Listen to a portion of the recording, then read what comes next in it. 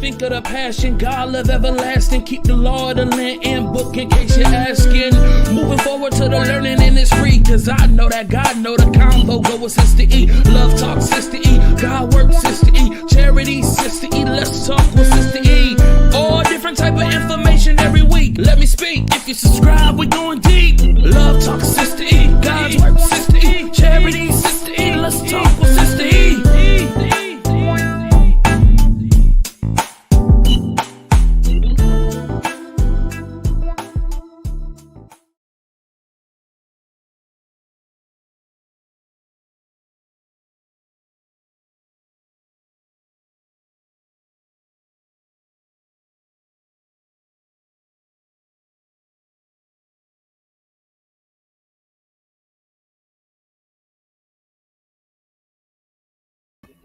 Hey y'all, yes, it's me.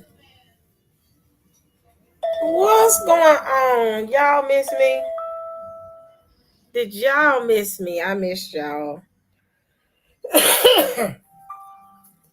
What y'all got going on, y'all? I decided to come out because I've been planning to come out anyway because I've been on a hiatus. I just didn't know when. And I decided, so let me go out, and just check on the people, see what's going on, and just have conversation. So of course it's me. How's everybody doing? Give me a 1 if y'all doing good. Give me a 1. There's so much to talk about, Gotta talk about what's going on in Memphis. We gotta talk about this government shutdown. We gotta talk about this whole new bitter men syndrome. I'm just joking, y'all. Y'all, what is going on with the men of Yasharel? I've been noticing, y'all, a few posts from some people of just women are just full of hell, and excuse my language, and we are just the problem. We are just, y'all. Me and my boy Dante went back and forth in a Facebook post. Y'all know I couldn't let that one slide. Y'all pray for me. Y'all know me. Y'all know I'm special. I love him, but I you know me. I'll say that for a later moment. I'm gonna be peaceful for now. Y'all know me. Cause I'm quiet don't mean I'm quiet. I don't know what's going on with this new campaign that women are just hookers and 304s. I've seen folks call women three. I'm like, Lord, what is going on with the saints? I've been gone for a short period, and now some of these women are 304s. What's the 304, y'all? Is that a prostitute?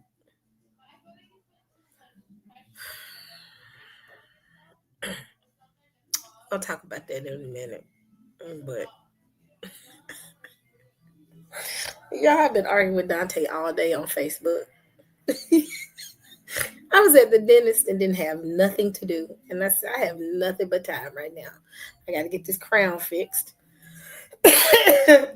So I see a post pop up of 41 women having multiple babies with 141 men, which created 192 children.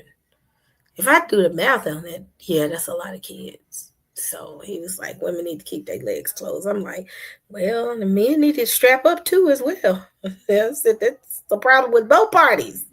If y'all know they 304s, men, don't sleep with them. Don't sleep with them. And don't blame them if you got a bunch of kids by them. If you know they hookers and you sleep with them, then I'm start looking at you sideways.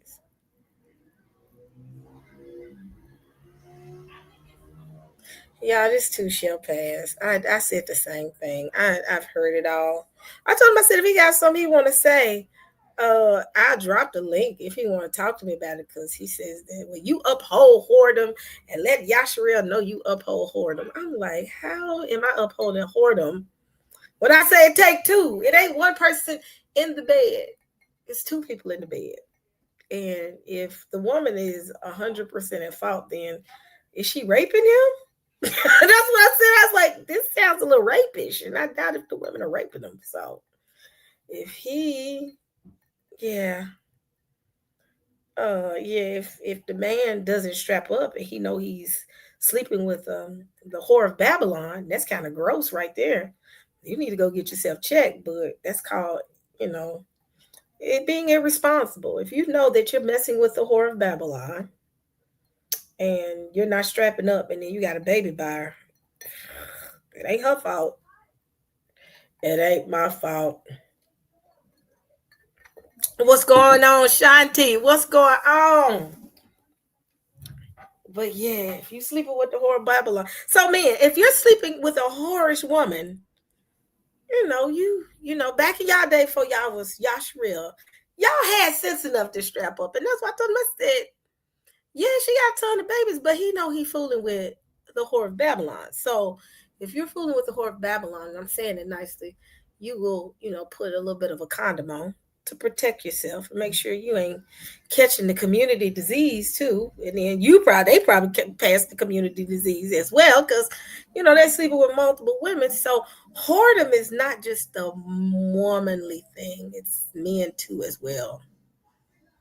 That key thing. Why are they messing with women like that unless they 304s? I said you need to change that post from 41 whore Babylons to 182 whore Babylons.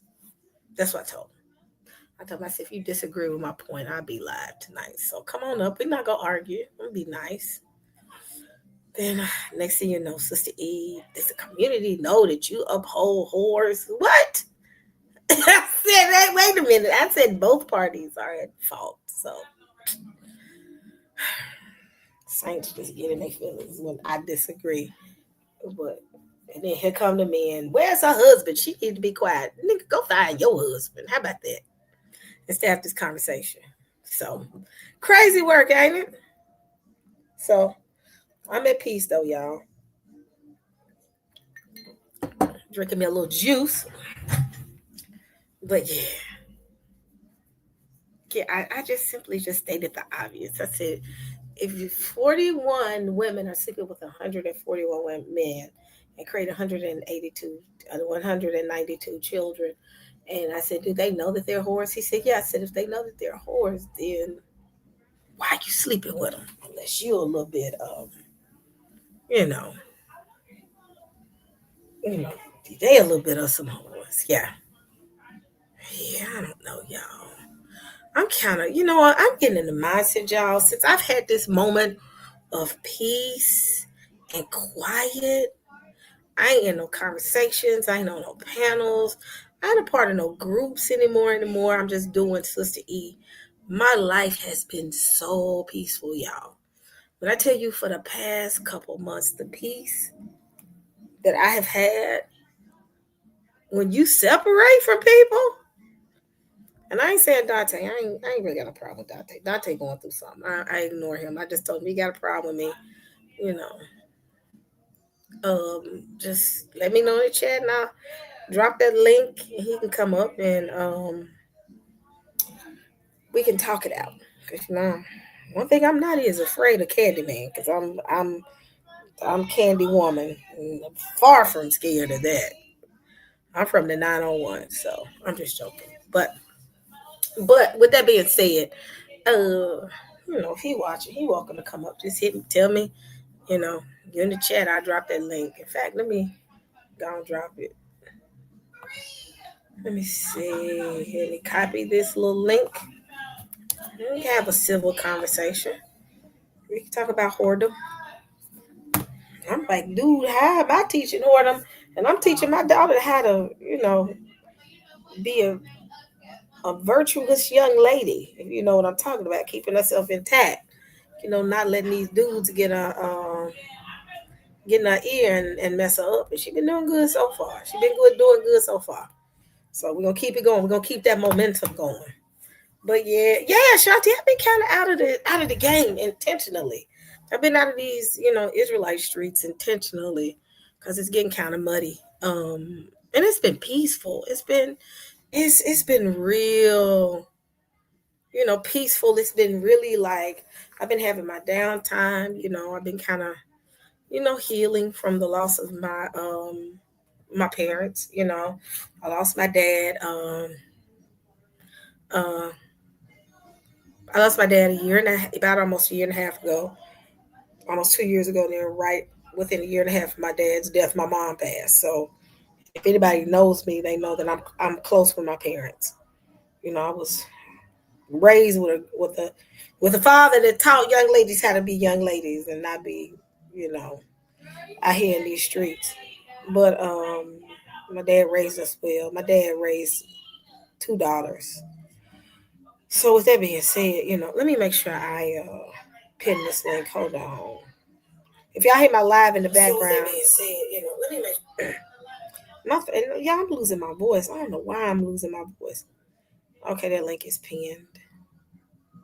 So Dante, if you watching, come on up. You're welcome to come on up. Come on up, Shanti.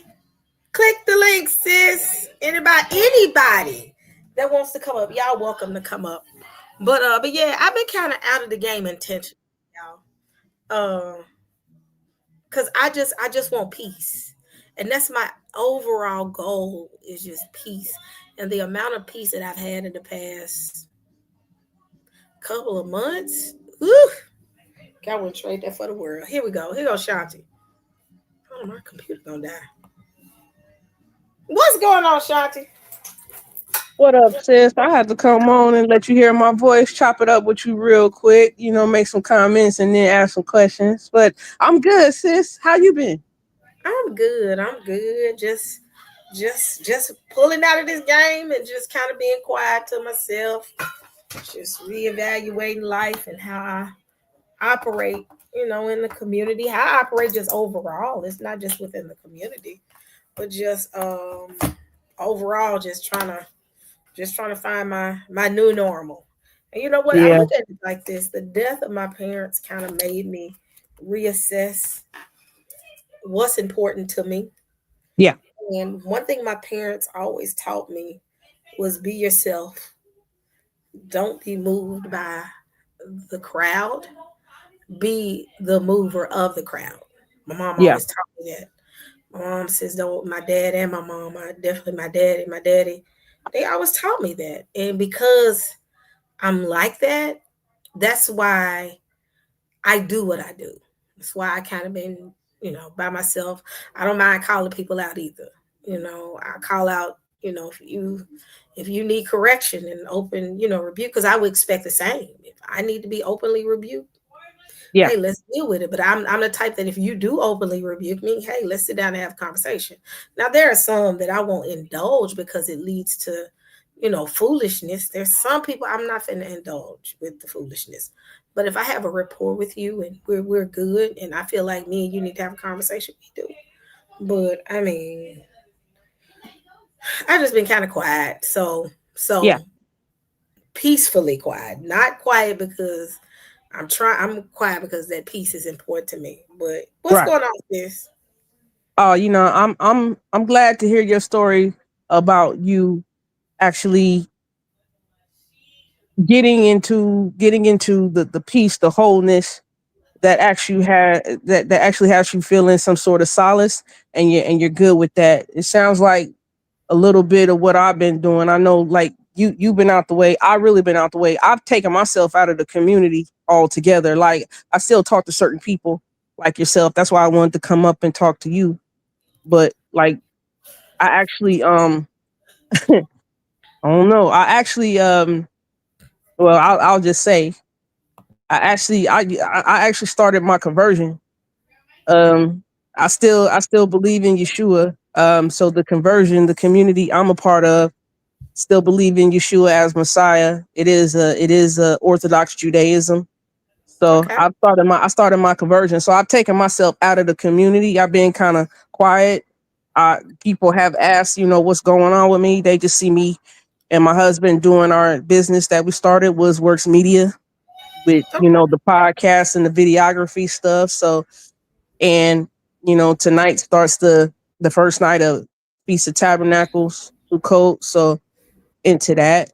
But yeah, I definitely taken myself out of the community. I've been out of the way, and I haven't wanted to.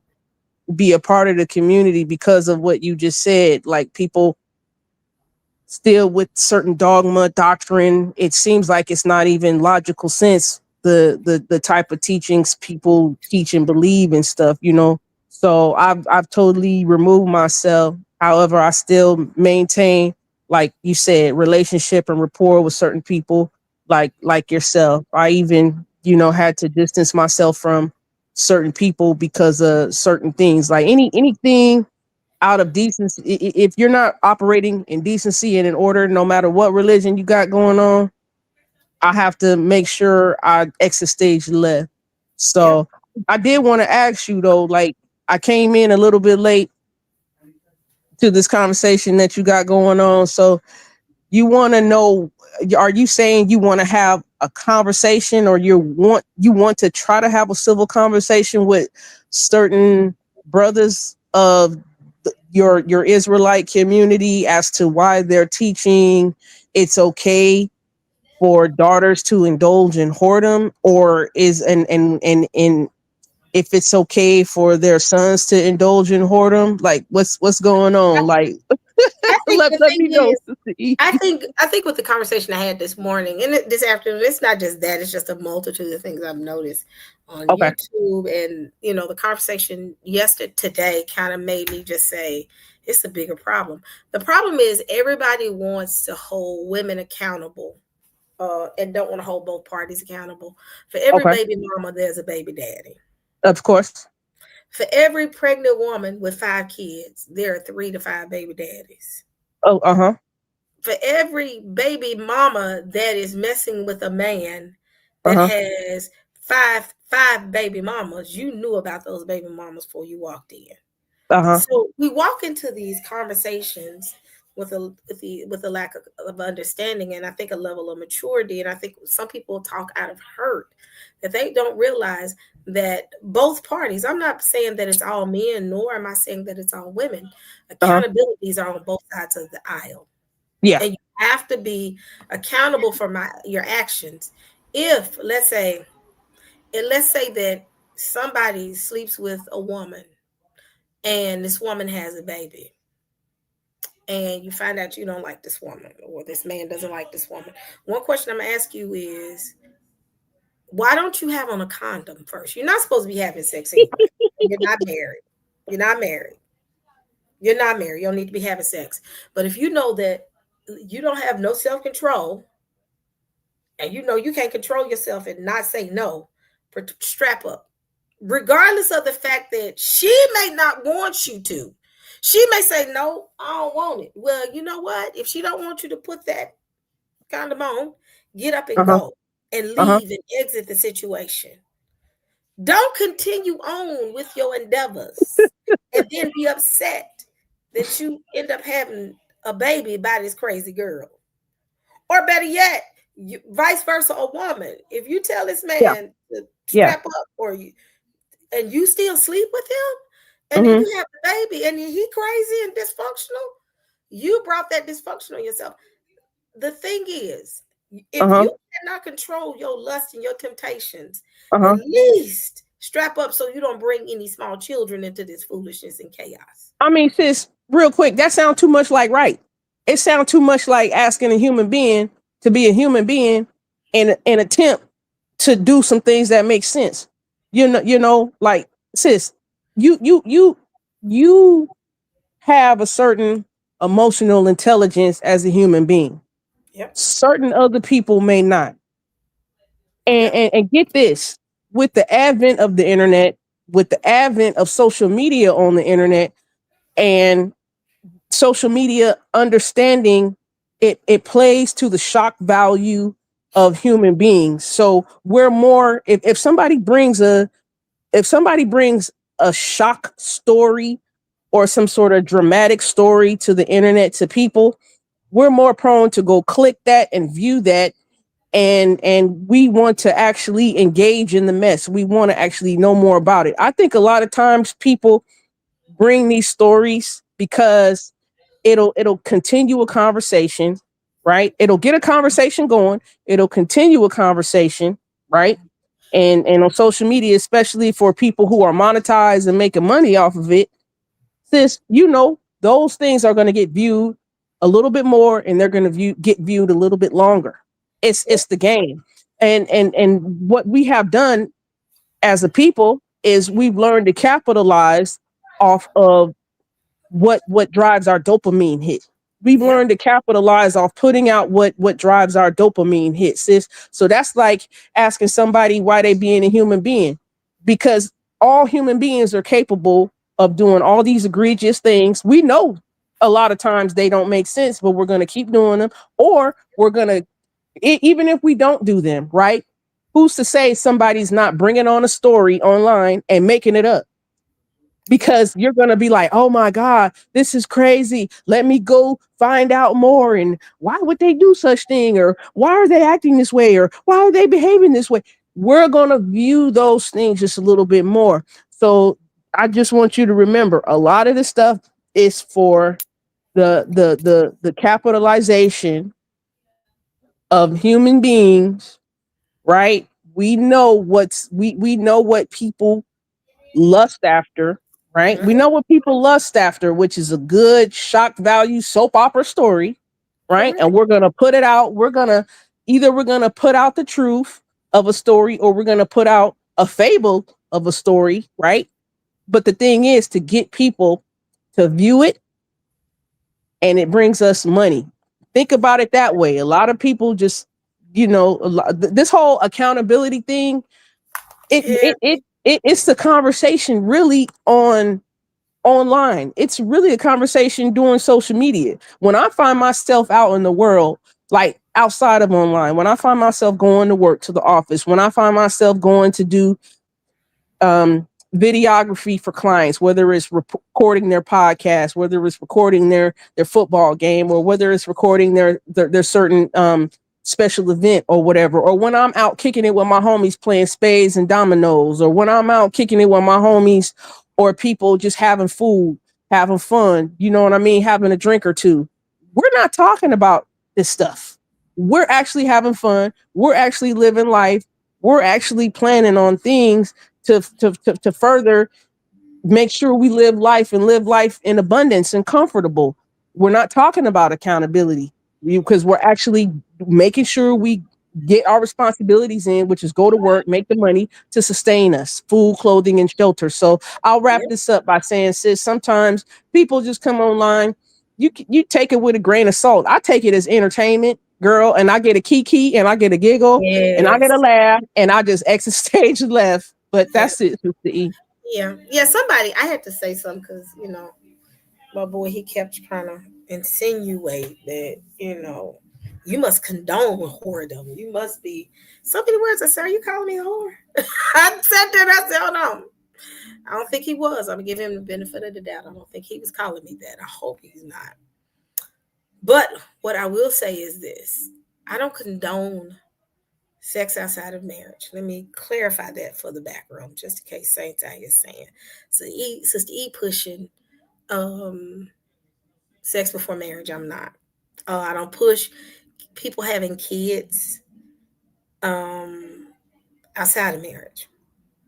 But I'm not going to have a blind eye to the fact that there are some people with kids and they have situations where it may be a father involved that they never were married to.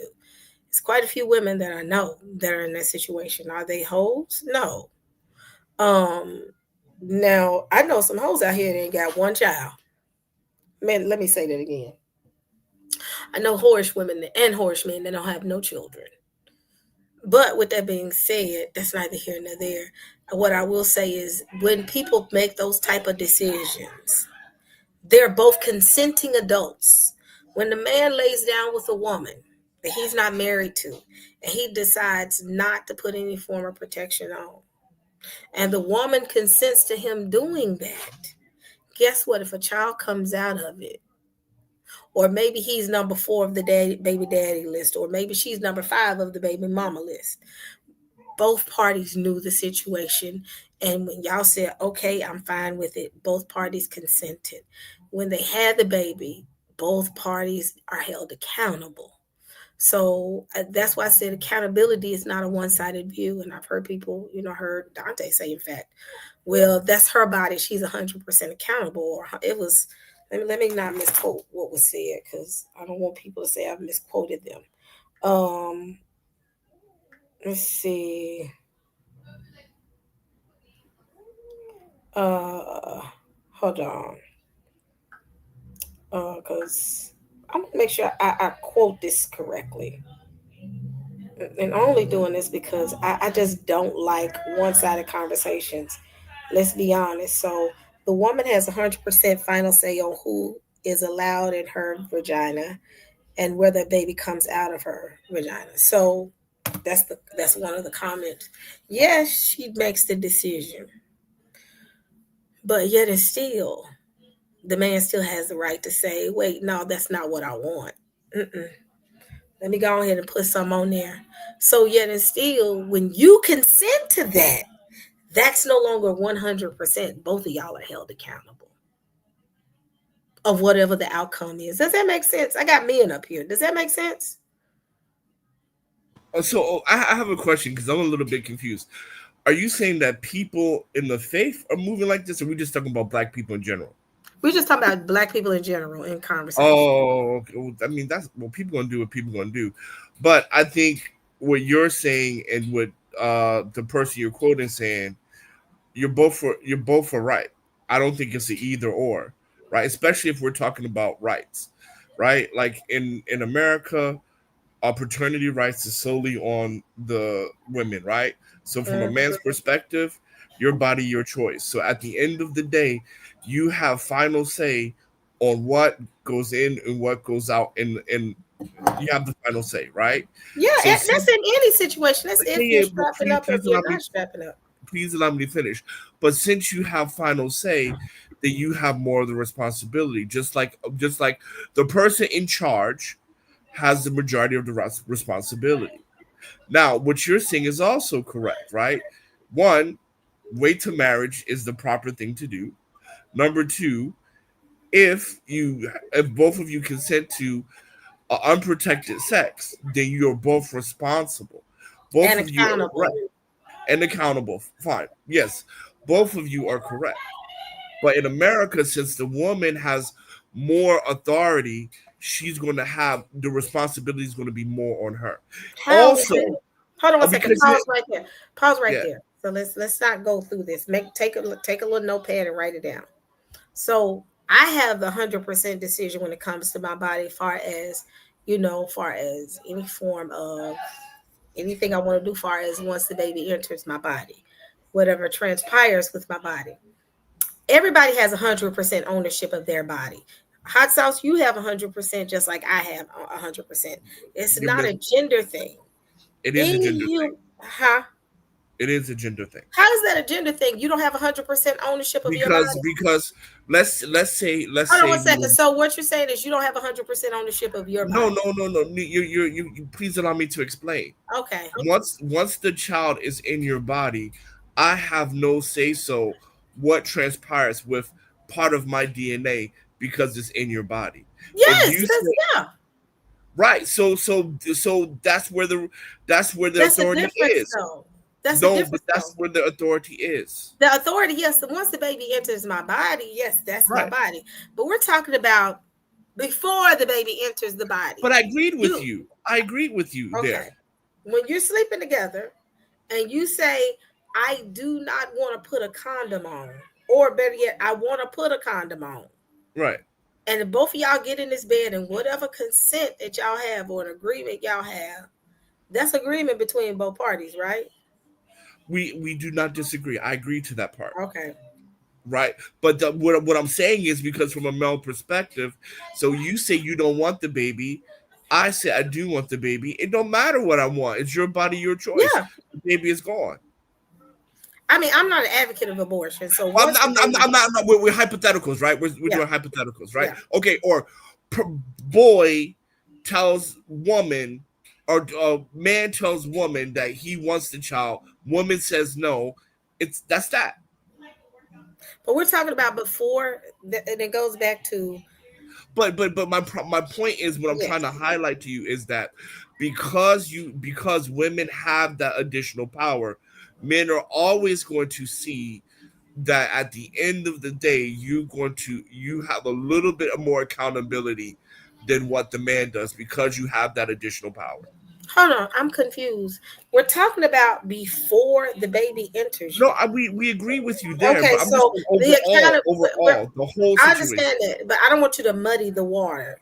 What I'm saying is, in the bed, when a man and a woman get ready to do something they ain't got no business doing because they're not married, right? But you get in there, you know this woman has a track record.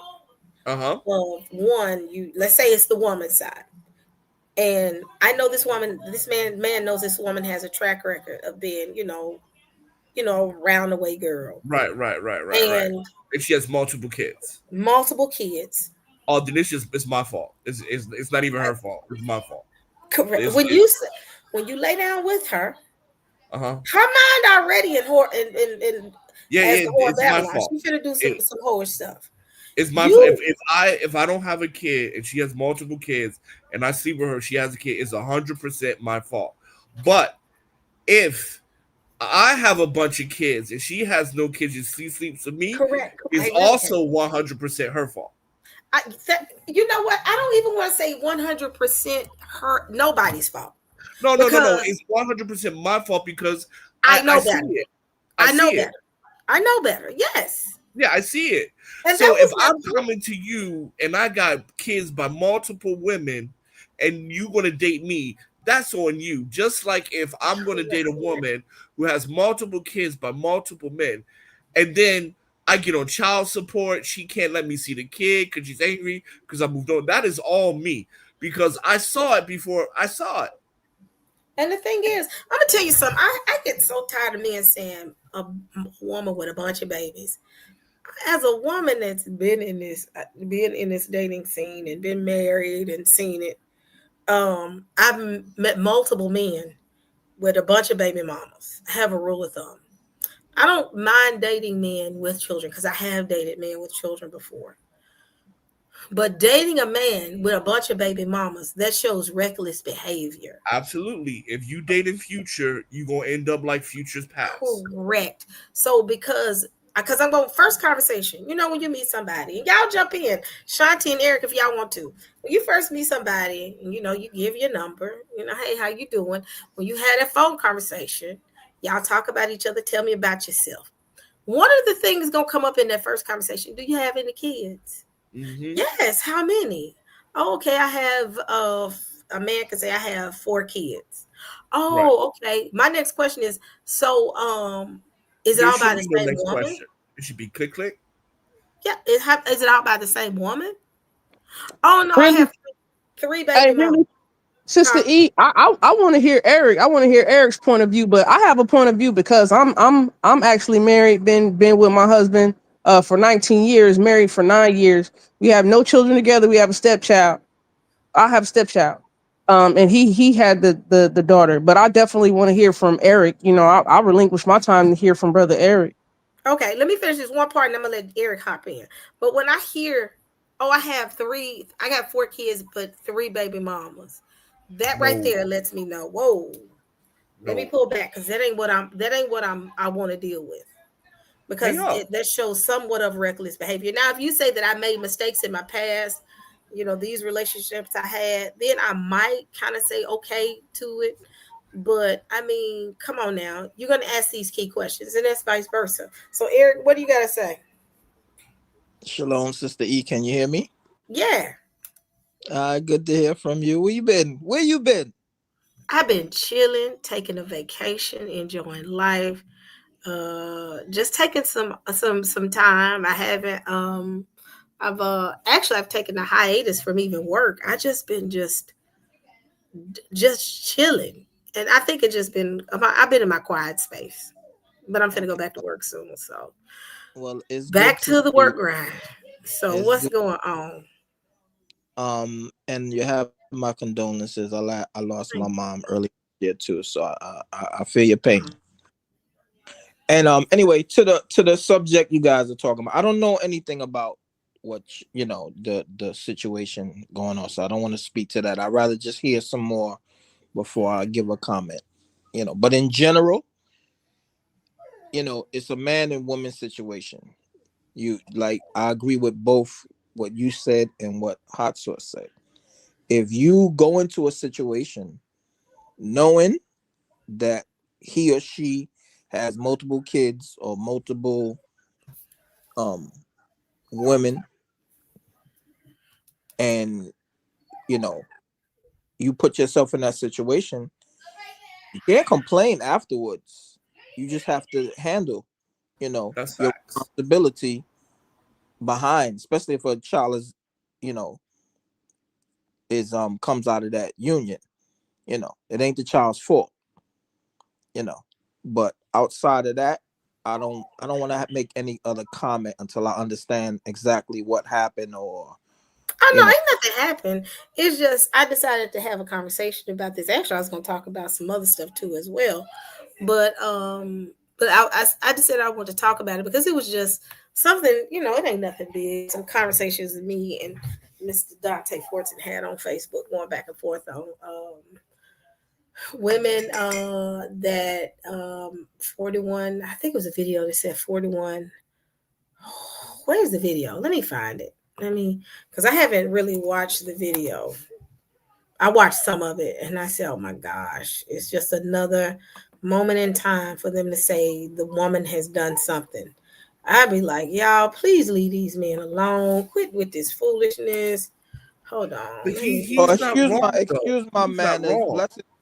Blessings to the chat and blessings to the panel. Love you guys. Salute to you, brother. Salute to you. Shalom. Blessings, Hot Sauce. Blessings, Eric. Blessings to you. Blessings to everyone. I've been rude to you. Blessings, Shanti. Apologies. Yeah. Bless and shalom to everyone. Let me find the video. So the conversation centered around welfare, and everybody been talking about welfare mamas. Let's just talk about that. But again, the biggest demographic of welfare cases are not Black women. It's white women. Correct. But let me find the video. We can play it really quick. What account is this under? Let me save the video so I can play it. Give me a second because it's not showing up. Bear with me, y'all. My daughter and them are loud, so I apologize, y'all. And another thing, while she's looking for that, how do y'all guys feel about this UFO stuff that's going on right now? If anybody been paying attention about that, you're talking about the angels, the three AI, whatever. Whether they're the good guys or the bad guys. Well, I mean, just in general, like the thing that's like 12 miles long, that's in the solar system. Oh, I think they say something's coming. I think somebody's coming. Now, whether it's the fallen or whether it's the holy, we're gonna see.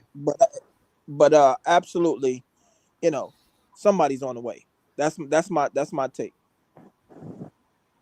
Hey, I don't want to get y'all business too much while Sister E looking, but Eric and Hot Sauce, are you brothers married or currently in a relationship? I'm sorry? Yes, I'm married. Yeah, no 34 kids, years no I'm kids. married.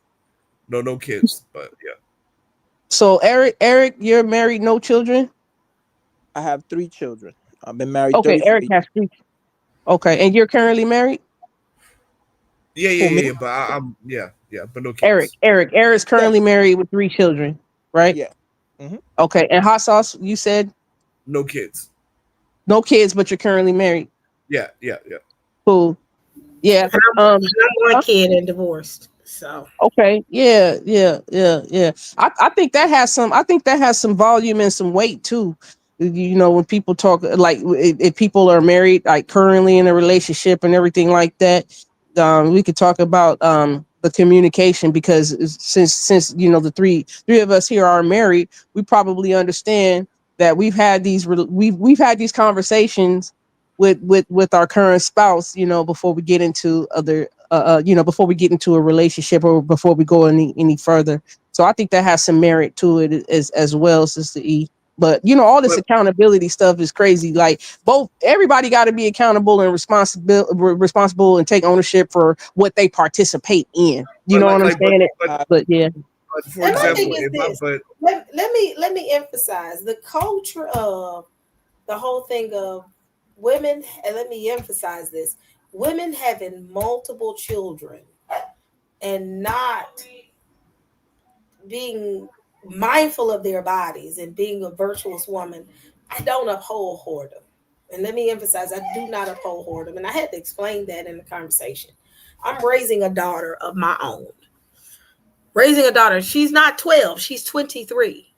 And in the raising of her, one thing I did teach her is you have to be a virtuous woman and be a godly woman. You have to maintain your virtue. You have to, and you know what I'm talking about when I say that.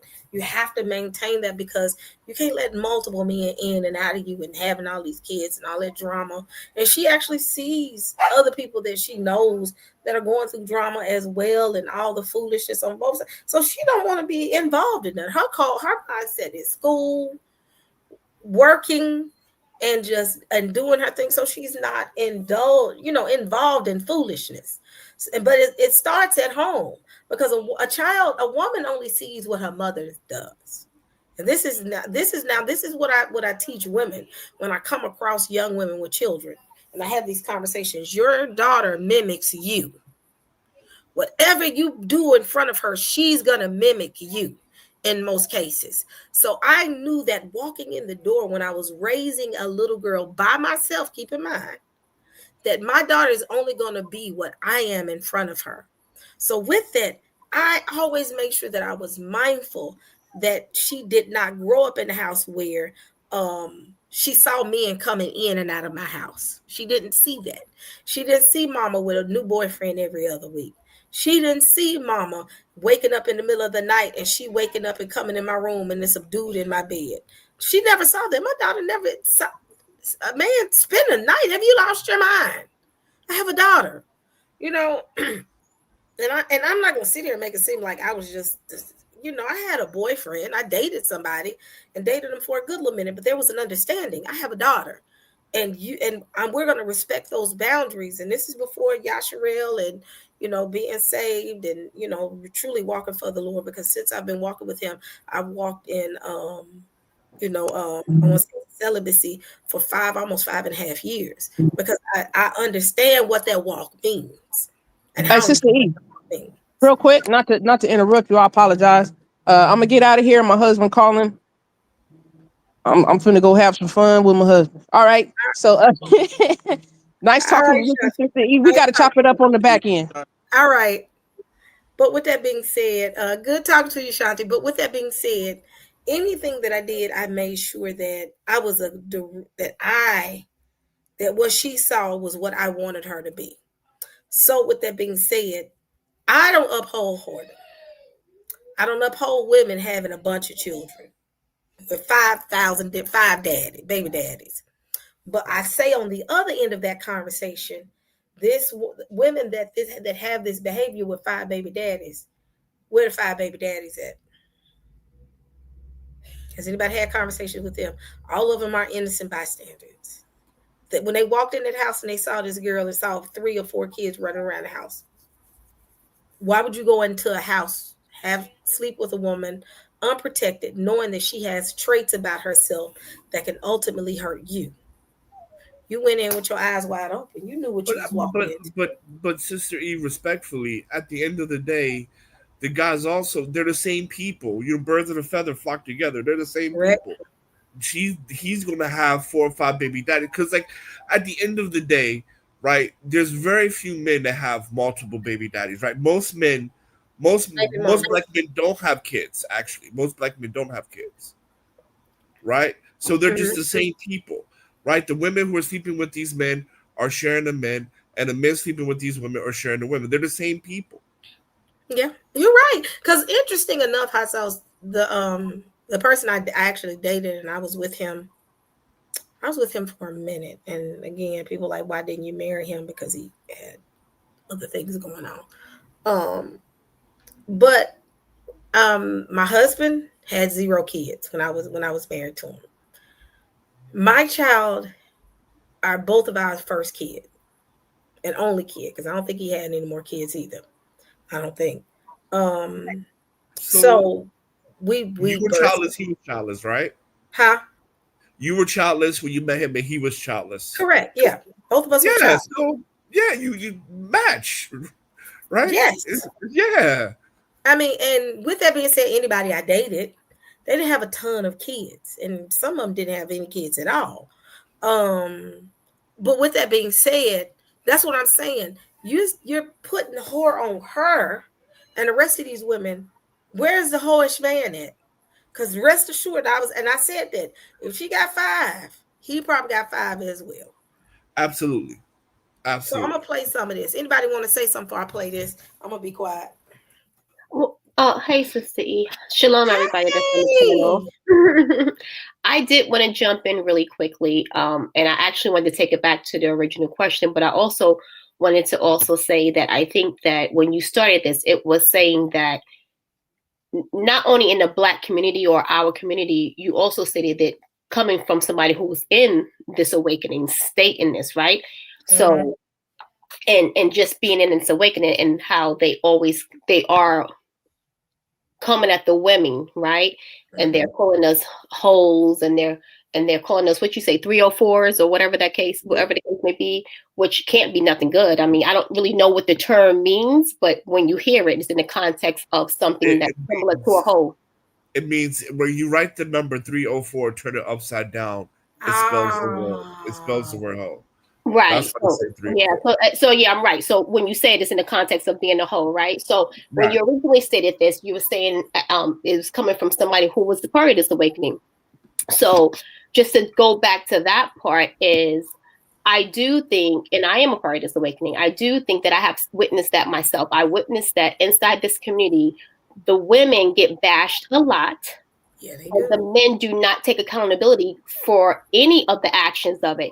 And so I wanted to come back on here, not to disregard anything anybody else is saying, but as a whole, both parties are responsible. Absolutely, we know that, right? In this awakening, right? It's sad to see that the men, not all, so I don't want anybody to misunderstand what I'm saying, but I do see where they bash the women a lot and don't take any responsibility, any accountability. So I wanted to come up here and make this point that we all should take accountability for the actions that we have. But more so, if you are the man and you are the head, you are not the tail, you are the head. You are over the woman, even if it's not your woman, even if it's just a woman in the community. At some point, you have to look at the head and say, you know what? You have to take the blame for something. Because Pause. Can I just say something? I'm sorry. Go ahead. No, you got it, because I want to make something. Let her finish. Well, really quick. I didn't say that nobody was to blame. I said at some point, as the head, you have to take responsibility of being the head. You have to. You can't always just pass the buck on to somebody else and not take any responsibility. Correct. So I want to say that I get offended when people say it's just in the Black community. This goes on in every community. No, it does. It does. It goes on in every community. We're talking about this community and what someone says in reference to our community. That's why we're talking about this. We're not saying it doesn't happen in every community. I understand, but I just want to make it clear, because if you look at Elon Musk, how many baby mamas he had, but nobody make us think about what he's a billionaire. The other community. Yeah. So I just want to put that on the record. That's all. Yeah, we know that they do it all the time. Did we say at the very beginning, one of the top demographics that get food stamps is not black people, Black women. It's white women that get majority of which get SNAP. Honestly, I wanna say something. So she mentioned that like we're the head of all women. No, Black, you're the head of your household. Right, I'm the head of my wife. I'm responsible for my woman. I'm not responsible for you. I've never met you. I'm not responsible for what you do. I don't think she said that's not what I said. I'm saying I'm making a general statement.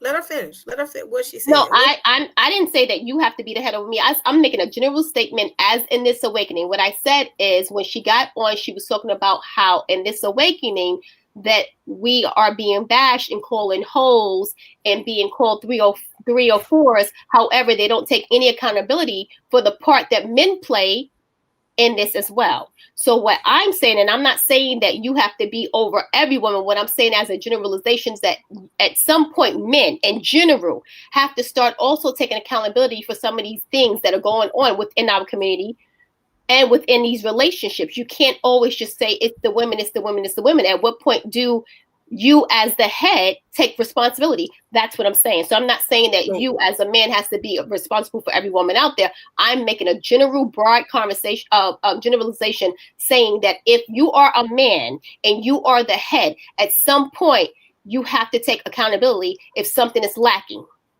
So let me because maybe I'm misunderstanding, because if you're saying that you're the man and you're the head of your household or head of the community. You can pick either one because either way you're the head. You are the head of the household. Let me explain what she's saying. Let me break it down. So what she's saying is this.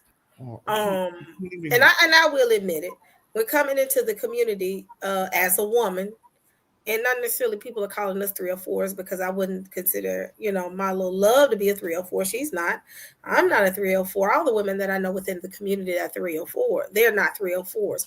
But you may have a woman that comes into the community, that come into this awakening, and she may have 4 kids, and she may have 4 baby mamas. And I've seen this.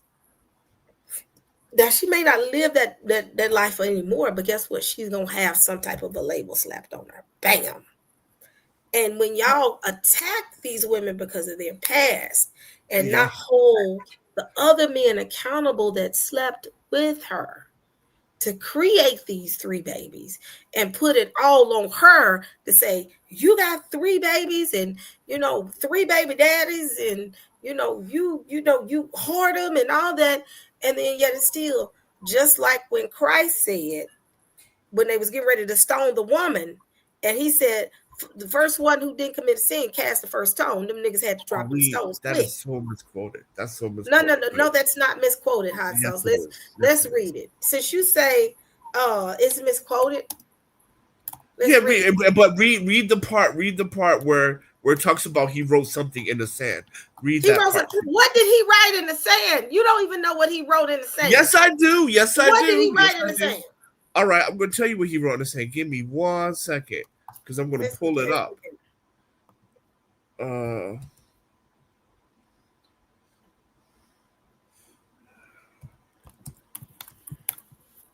Give me 1 second. So what he was writing in the sand, 304, that's what you're saying? You say nothing like that. Don't do that. Don't do me like that. You say nothing like that. You act like he wrote something in the sand saying 304.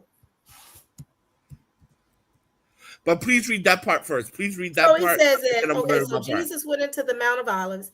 What verse is going into what? It says, early in the morning, he came again into the temple, and all the people came unto him and sat down and taught him. And the scribes and the Pharisees brought unto him a woman taken in adultery, and when they had set her in the midst, and they say unto him, Master, this woman have taken in adultery in the very act. Now Moses in the law commanded us that such should be stoned. But what sayest thou? Let me scroll up. Y'all hear me? Yes. My computer locking. Hold on. Oh, no. Don't do this. Stop sharing. Hold on, y'all. I'm going to turn on my computer because you're opening up the Bible, and I can't do it on the phone while I'm on the live. So. Okay, so let me share. My computer locking up. Give me 1 second. I'm having a...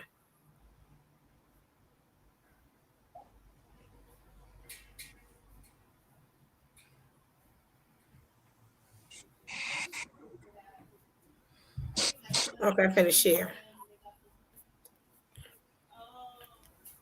Okay, so this they said, okay, going back to this, they said tempting him that they might have to accuse him, but Jesus stooped down with his finger and wrote in the ground as though he heard them not. So when they continued asking him, he lifted up himself and said unto them, he that is without sin among you, let him cast a stone at her. Sister, Now, you can make a pick up. All right, so here's my response. what was So- written in the what was it written in the Yeah, saying? I'm gonna read it right now. So before that, so first of all, the Pharisees were against Jesus because he kept saying he's the Son of God, he's the Son of God, right? Or he's the Son of the Most High, right? So the whole time the Pharisees are trying to catch him up. So this is what he wrote in the sand. Deuteronomy 22 and 22. If a man be found lying with a woman married to a husband, then they both shall die or should be stoned. He wrote Both that the in man that saying. lay with the woman and the woman, so thou put away evil from Israel. If What does it say that he said wrote that in the hold saying? on. Let me. So he wrote, "Where's the man?" Because if the Messiah only stoned the woman, he would have broken the law, Wait a minute, and then hold they on. would accuse him of not being the Son of God, because the Son of God or the Son of Most High would know that in this case, the only way you can put her to death if both the man and woman is there. They both must die. So Wait, in the hold on. sand, he wrote, "Where is the man?" Wait a minute, wait. Where is that? I'm confused. Deuteronomy 22 and 22. No, but where is it from this context and what the scripture we're reading from John 8 does it say Because when you're reading John in general, right? People rejected him as the Messiah, and the Pharisees were constantly testing and trying him to try to prove that he is not the Son of the Most High. So when they brought the woman to the Messiah, they only brought the woman, not the man. So if the Messiah said stone her, then he would have broken the law. And the Messiah should know the law. That's why we know from Deuteronomy 22 and 22, he wrote that, where is the man? And since they did not bring the man, he without sin gotta let it go. He without sin shall be sinless or whatever. That sounds again. No, I mean that's facts. That's If not, he would have stoned her, he would have broken the law. that's not facts. He didn't say where is the man. Yes, he did. He No, wrote in he the did sand, not. where's the man? That's what was written. I'm so I mean, it's very simple. See, this I don't know this how is where we do the stretch. complicated. Ultimately, when you look at this scripture, what he's saying is for all those men. Now, keep in mind, she was an adulteress.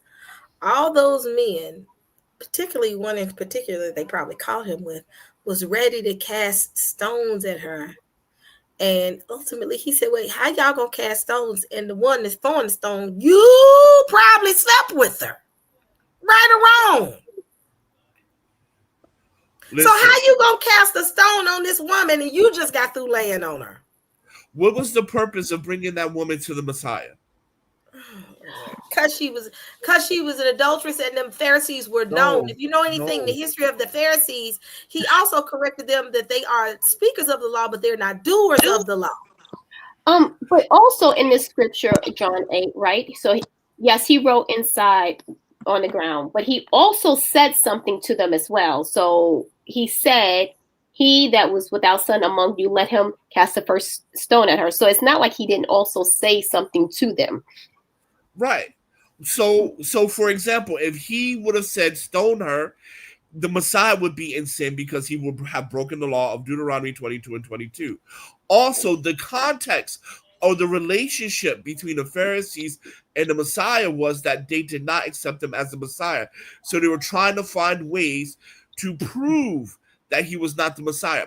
The whole point of this conversation is not about the woman. The whole point of this conversation was trying to trap the Messiah into breaking the law. I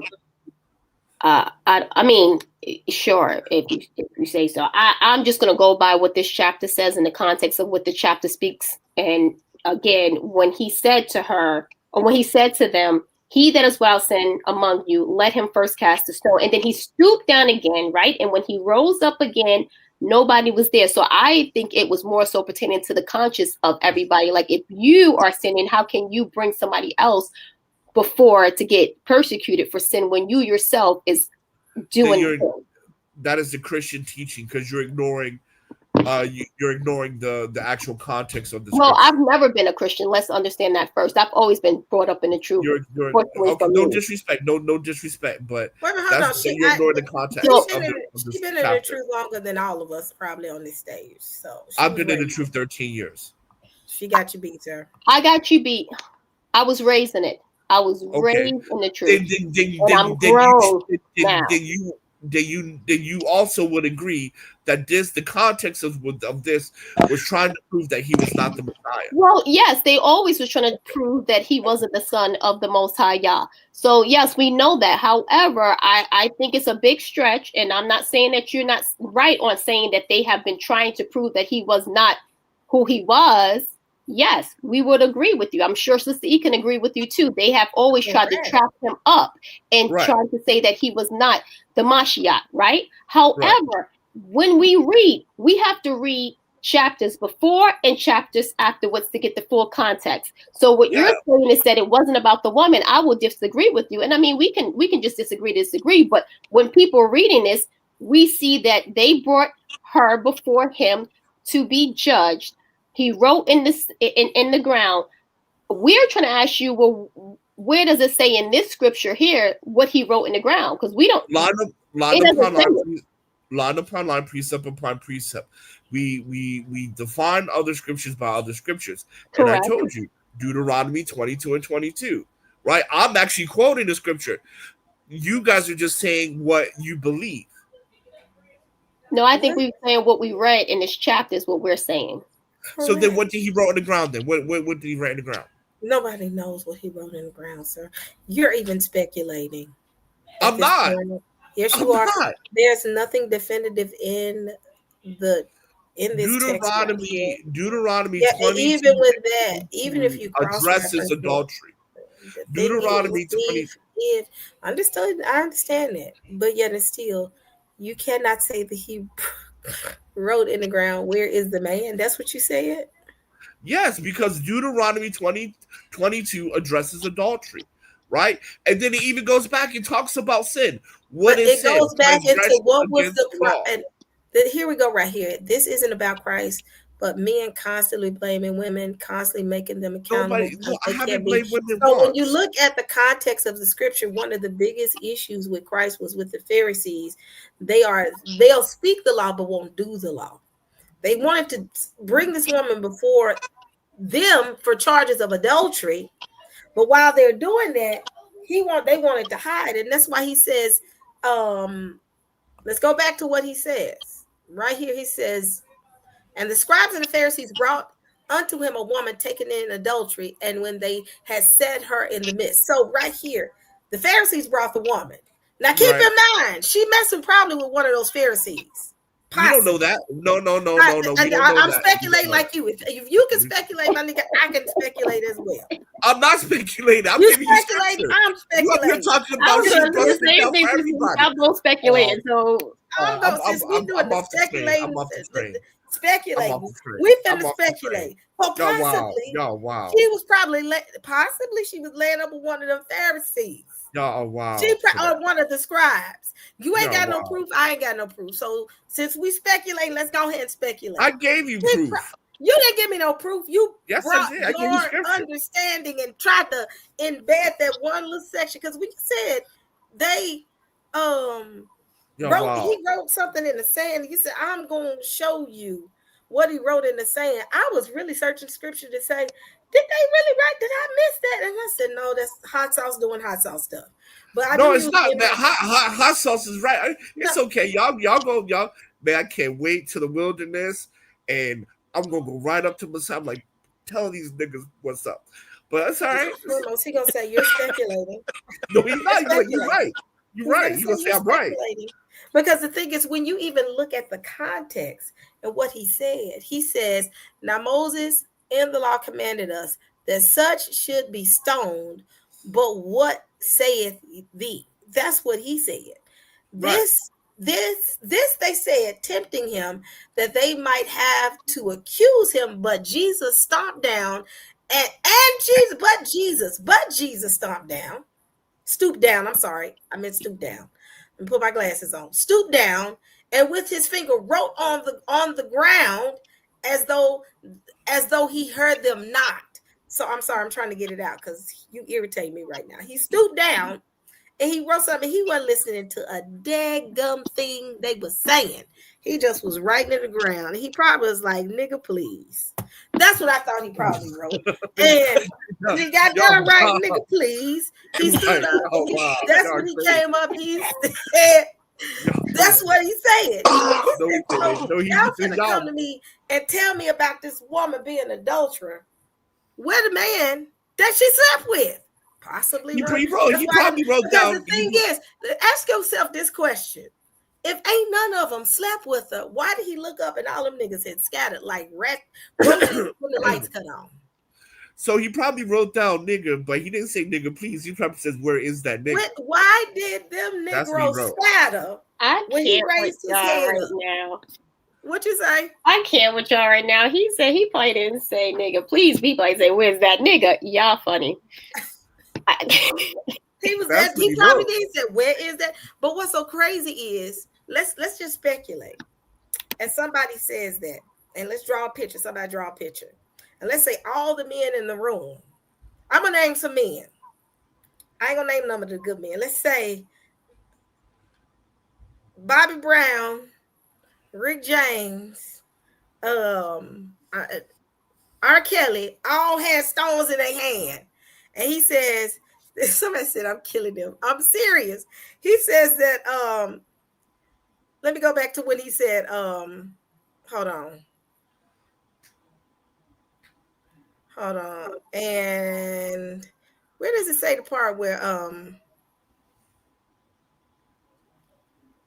so when they continue asking, he lifted himself up and he said unto them, he that without sin among you, let him cast a stone at her. When they said that, he put his head back down and came back up. Why all them Negroes scattered? It's funny because the person in the comments said that he drew a picture of the one who did it. It was probably all of them. Because if she is a whore, she probably done slept with majority of them. No, man. I'm off the train. Because the thing is, if none of them had committed any of those sins, they probably would have been throwing stones. Them niggas dropped them stones and walked off. Pay attention to that part. Y'all missing that part. Did all them Negroes drop the stone and walk away? Well, they dropped the stones and walk away because they could not be innocent of doing such things themselves. Correct. Ding, ding, ding, ding, ding, ding. Wow. This wow. That's why they scattered. So because if they I'm saying is a stretch, but what y'all saying, I'm off the train. It's okay. It's all good. Y'all got it. What you're saying is you said that he drew you can tell us what he drew in the sand. In this chapter, it does not tell us exactly what he drew in the sand, but what it does say in context is saying that if you are without sin, then you can cast a stone at her. But if you are not without sin, then you cannot cast a stone at her. That's what somebody said. Where does it say that they scattered? They said when Jesus lifted up himself and saw none but the woman. That means when he said that they didn't see nobody but the woman, what does that mean? They were no longer there. They were no longer being accusatory. They walked away. Why did they walk away? Because he said, if you ain't sin, cast that stone. If he would have stoned her, he would have committed sin. At least that part. At least that part. That according to the law, if he would have stoned her, only her. Who was he? The Messiah. If the Messiah said yes, didn't say the Messiah wasn't stoning. He's talking to them. But if the Messiah said yes, you should stone her, he would have broken the law. He didn't say yes. He said whoever. I know he didn't say yes. So if he asked them, if you ain't did this, you can cast your stone. I'm just paraphrasing. But he ultimately said, no. Did this cast the first stone? Did one stone fly at this woman's head? Okay, well, No, listen. no, Read hold on, not hold on, read hold on. read verse Wait, 9, please. wait. Read verse 9, because Verse this lets you 9. know that they did not, because read verse 9. And they which heard it, being convicted by their own conscience, went out one by one, beginning at the eldest, even unto the last. And Jesus was left alone, and the woman was standing in the midst. Ding, If ding, ding, ding, ding. if even Deuteronomy standing on its own, it says you have to stone them both. If he agrees to only stone one and not the other, that would have been sin.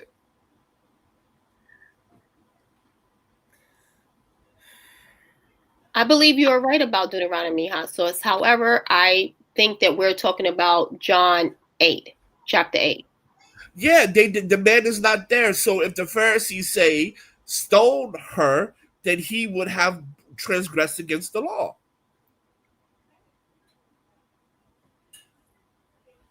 So are you implying that that's all that this chapter is talking about, even with the contents of the verses that we're reading? Yes, because at the end of the day, the whole point of this exercise was to prove that he is not the Son of the Most High. That's the whole point of this. The whole point of bringing this woman that did the whole synagogue, right? According to Sister E, right? So are you saying that because the man wasn't sitting there with her, they couldn't stone her? That is correct.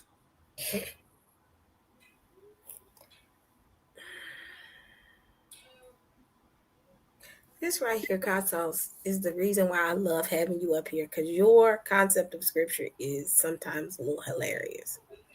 It's written. I read it. You can read it too. You read that part. That was not the context of this conversation right here. Because if that's the case, Christ would have been like, you know what? If the man ain't up here, because Christ was very intentional. If the man ain't up here, ain't nothing y'all can do. Ultimately, the men were up there. That's what's so crazy. You missing that part. The men were up there, and they should have been stoned. They had to drop. Where's the proof? Knew. That's why he said. That's why he said. Literally, this is what I'm gonna paraphrase. He said, "All y'all ninjas is getting ready to stone her." How many? Ultimately, he like, how you gonna cast a stone? He said, "Who ain't seeing cast the first stone?" Them niggas dropping the stone. This is wild. He said, "I can't." It ain't like he playing a game with him. He simply answered their question. Like, y'all want me to stone this woman? Wait, how I'm gonna stone this woman? Because if he was gonna stone based on Deuteronomy, they all should have been up there with her. But that's why he did that, and he exposed them for being the Pharisees that they are. Because you remember the Pharisees and the scribes were speakers of the words, but weren't doers of the word. So they getting ready to make him do something, that make them do something that he was like, no, that doesn't make sense. Y'all messing with her as well. Does that make sense, y'all? Other than hot sauce, no response. Does that make sense, Eric? Does that make sense? Can you repeat the question, please? So ultimately, have you heard what hot sauce said? Please tell me. I think that's conjecture, but I don't. Wow. It doesn't say what you say it said. He may have said that, but the scripture doesn't say that. That's all. The scripture simply says that if it's just you are going on the ground, he stooped down and wrote on the ground. That's all it says. Correct. Exactly. He stooped on the ground, wrote it down on the ground, and he didn't say nothing. All he was telling them is, how are y'all going to hold, this goes back to our original conversation, how are y'all going to hold her accountable, but don't want to hold yourselves accountable? That goes back into that conversation we had earlier. Well, Yeshua was holding them accountable too, because he said, without sin, cast the first stone. So this is an example. So he was holding them accountable as well. Correct. So it goes back into the early conversation that you can't hold one person accountable, because even the Messiah did it. Messiah was like, I'm not going to hold her accountable. I'm going to hold y'all accountable as well. So accountability, being honest, she was considered to be a whore. So how you going to hold a whore accountable and y'all messing with her? Y'all accountable too. Accountable is on both sides. Hold on. Where do we get that? So hold on. Y'all gonna sit here and agree with her that Daywall was If messing she with her? committed adultery, she would be a whore. No. She's saying Hold on. she was speculating because you were speculating. She's saying that if we're gonna go ahead and speculate on some things, I'm going to speculate based off of what this says in John 8. I'm not speculating. So if she messing around, let's say she is, and they caught her, and a woman taking you have no One second. If she messing around with another man and she's supposed to be messing around him, is that whoredom or a form of whoredom? I'm speechless. So you're telling me that this woman wasn't any form of, if she was messing around with multiple men, let's look at verse 3. Or she was caught in adultery. No. I'm not saying that. I'm not saying that. So what I'm saying is, how in the world are you going to say that I'm speculating where I actually have legitimate linkage between what they're saying now? No, and yes, it is. It says, they said unto him, now verse 5, now Moses in the law commanded us such that it should be stoned, but what say you? They're lying to him. And he said, after he says that, he said this they said, tempting him, that they might have to accuse him. But Jesus stooped down with his finger, wrote on the ground as though he hadn't heard nothing they were saying. So can I get a 1 minute grace time to explain? Oh, here we go. You can say no, and I'll just be quiet. No, go ahead. I want to hear. All right. So verse 5. Now, Moses in the law commanded us that such should be stoned. But what say you? Okay, now, here, now Moses in the law commanded us. Now, we know that's Deuteronomy 24, right? 22, verse 22. Right? Right there. We're establishing Deuteronomy 22 and 22 because they're saying it here, that the law of Moses commanded us that she should be stoned, right? But in the law, it says that both need to be stoned. And verse 6 explains that. Now, they said that tempting him. Tempting means to deceive, right? Because the man is not there, that they might accuse him. Accuse him of what? You're not the son of the Most High because you don't know the law. But Jesus stomped down with his finger, wrote on the ground, as he heard them not. So he knew the game. You're telling me that in the law of Moses, she should be stoned. But we know in the law of Moses, it says that both should be stoned. That's how we know. That's how we know that. Yeah, I agree with you that he's referring. He says that he's referring to the law of Moses. I definitely agree with you there. I'm not debating. Now, what I don't agree with you is when you're saying what he wrote in the ground. We don't have any context inside this chapter that tells us exactly what he wrote in the ground.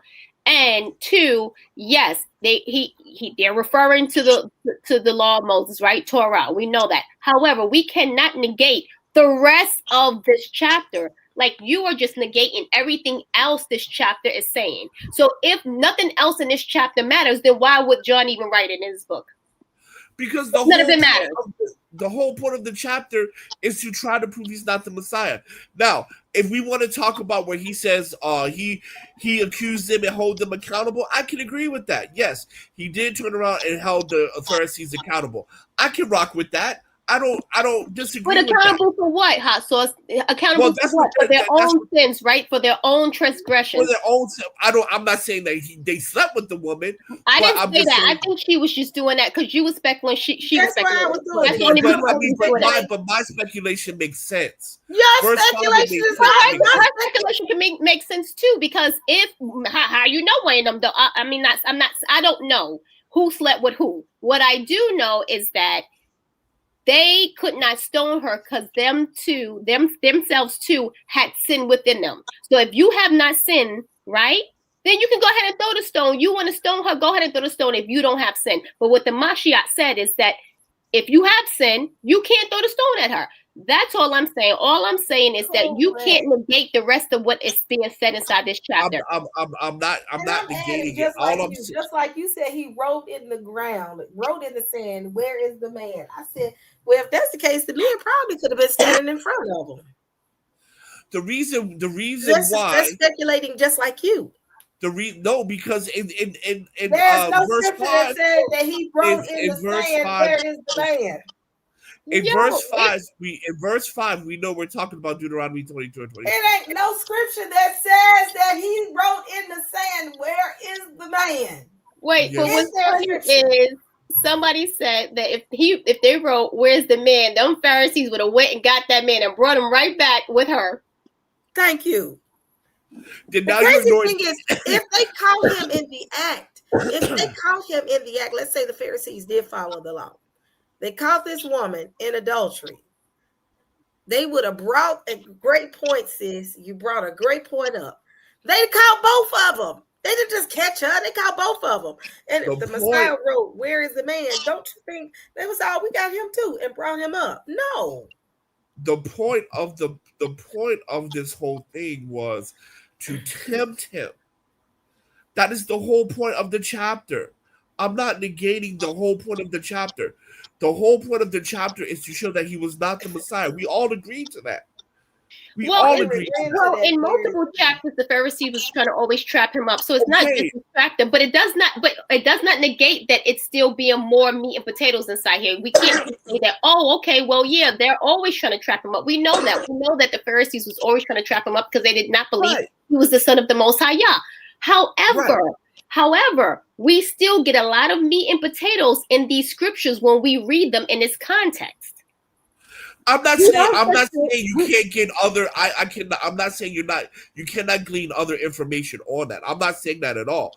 But what I am saying that the subject matter and the point and was written down was he could not do it because they didn't have the man, and that's what he wrote in the sand. And we know that by verse 5. Well, I don't know about that one right there. I think that's where we're gonna have to go ahead and not agree because I don't know about that one. I don't know what he wrote in that stand. It does not give me enough clarification to say what I know he wrote in stand. So I'm not going to say that. I do agree with you, Hasos, when they say referencing the law of Moses, the Torah. Yes, they are referencing what you're saying that they're referencing. However, I'm not going to negate everything else I read with my eyes and negate it. I'm not asking you. It goes back into the whole thing right here. She said it. It says everyone else left, meaning all the men that were there to stone her were guilty as she was.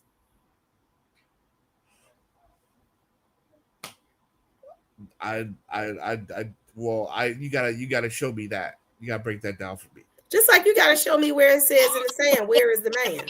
I just broke it down for you. No. You got to give me, just like I just broke it down for you as well. But you got to show me verbatim in the scripture where it says he wrote, where is the man? We're going to disagree to disagree then. It's okay. Okay, let me go back to the original point because the hot sauce sometimes, you add your own little spin. That's fine.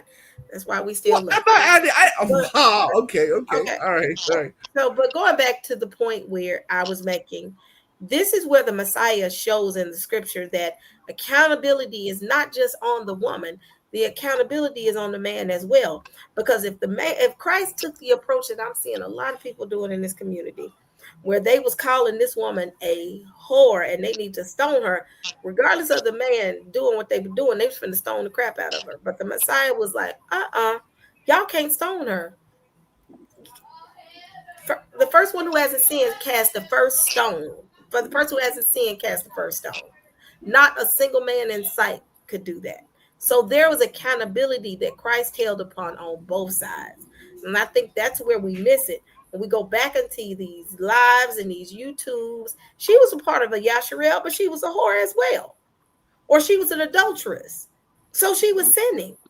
But because she was that, it still didn't negate from the fact of who helping her sin. Who helping her fall short. Or who also is sinning and falling short.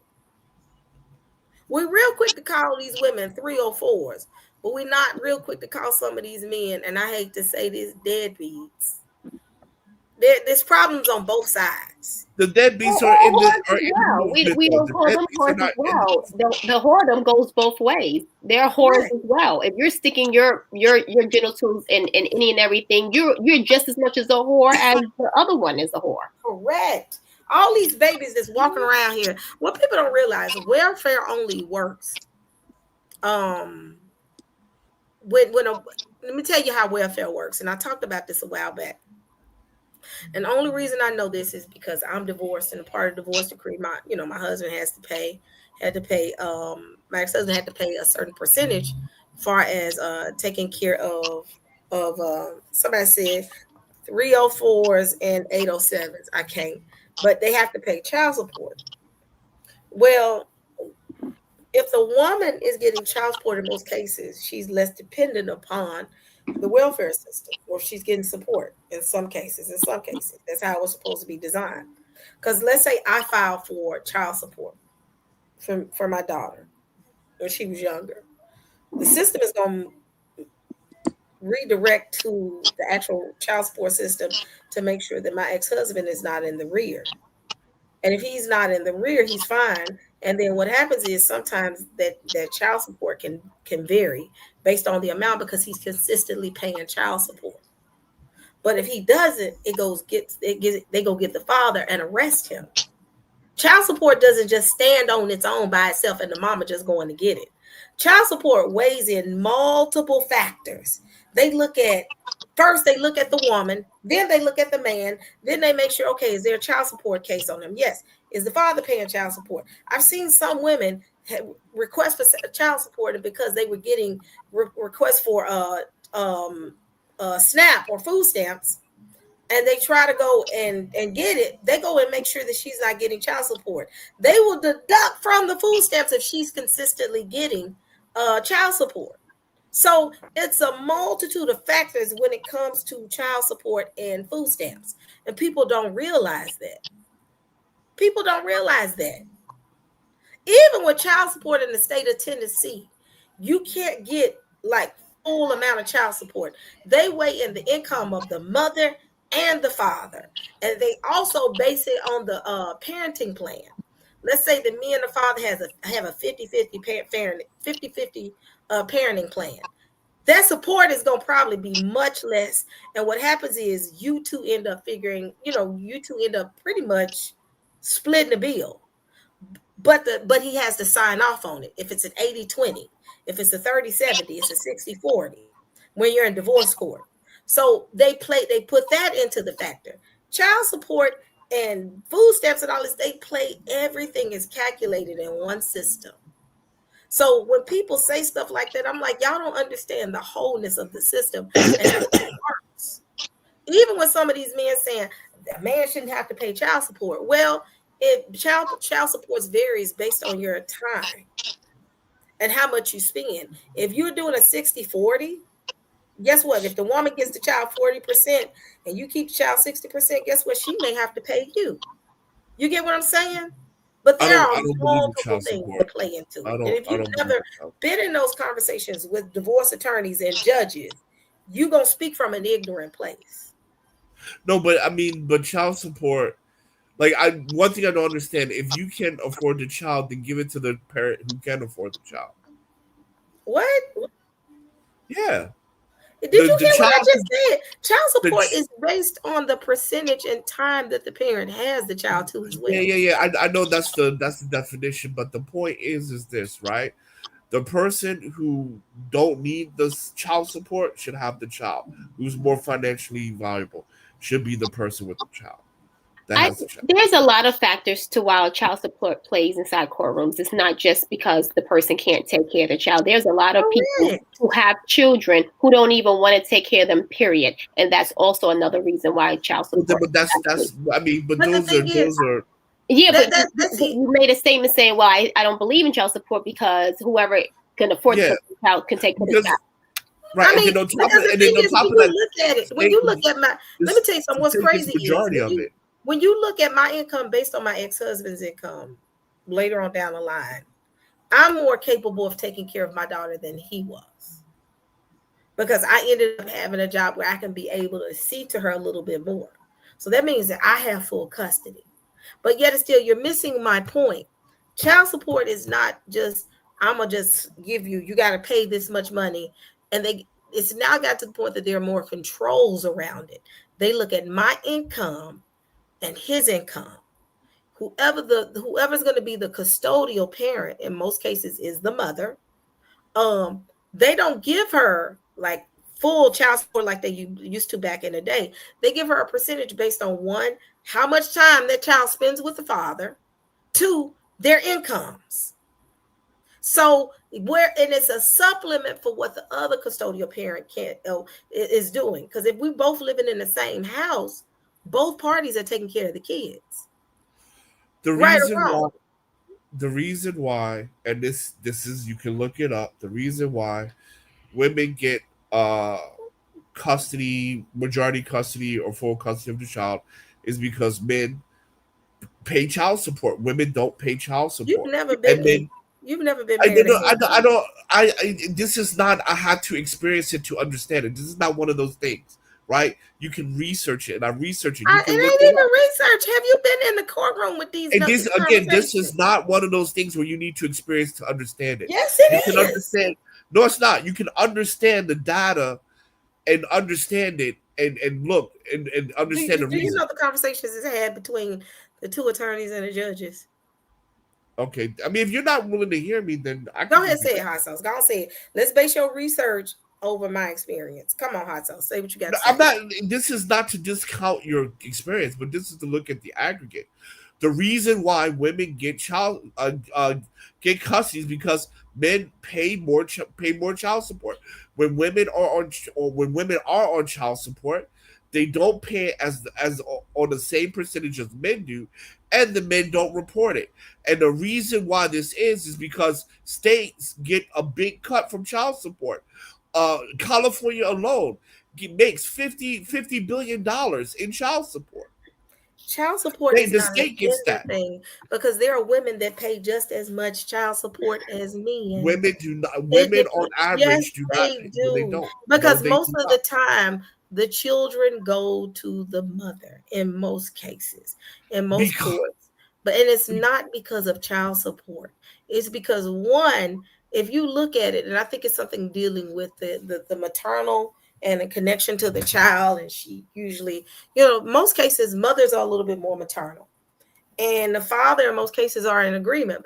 But you got to realize, too, that one parent doesn't get full custody of the child. You have to share. Hot Sauce, do you realize that once I separated once I divorced my husband, I had to get permission from the court to even leave the state of Tennessee? He still has some form of custody. You have to sign off on the parenting plan. There are parenting plans that say 50-50. Sister, I have a question for you. Why did you go to child support in the first place? I was a part of the divorce decree. Okay, so a divorce decree and then just going to child support on its own is kind of separate in certain cases, right? So when you get a divorce, you have to add the support of the child inside the divorce decree. A lot of times when people are going to court for child support by itself, they don't have a divorce decree. They're going there most of the time because they are not getting support for that child. And therefore they have to take the other parent to court to receive any type of assistance with that child. Correct. And even outside of that divorce decree, Tennessee still requires, let's say, that the mother, I think if the mother and the father are separated or not together and they just dating, and the woman wants to file for child support, you are required to submit. This is by the state of Tennessee, thanks to, I think, Gerald, one of the Ford brothers, implemented this, and I think everybody does this now. Both parents have to submit income, regardless. I think even if you're, I think that's most states where even if the woman's not working, they're just going to take the minimum average wage and factor that in to whoever's not working. So I think that's most states. That's how they still have to factor in two sets of incomes. Correct. And if the other person's not working, they're just going to take the minimum state wage income. and do the numbers on that part. However, what I'm saying as far as hot sauce is concerned, and just you, and I asked the question, like, why did you do it? It was part of the divorce decree, because you still have to put that in the divorce decree. But there's a lot of times when people are going to child support because were not married. So there's not a divorce decree in place. Yes. And they're not going to child. And I'm not talking about some people's cases where it's like, oh, she's just trying to be malicious. I am paying for my child. Majority of the time, they're going to the child support office because they are not receiving any type of financial assistance for that child. And that's why they have to go into the system and put the person on child support. I agree. 110% agree. That some women are doing that. Majority of most women are doing that because they need help with the child. And for men to say, well, just give me the child. Huh? That doesn't make sense. What this woman is saying, I want my child, I just need help, because both of us created her or him. And also to that point, Hasos, you said that you believe that whoever can financially take care of the child should get the child.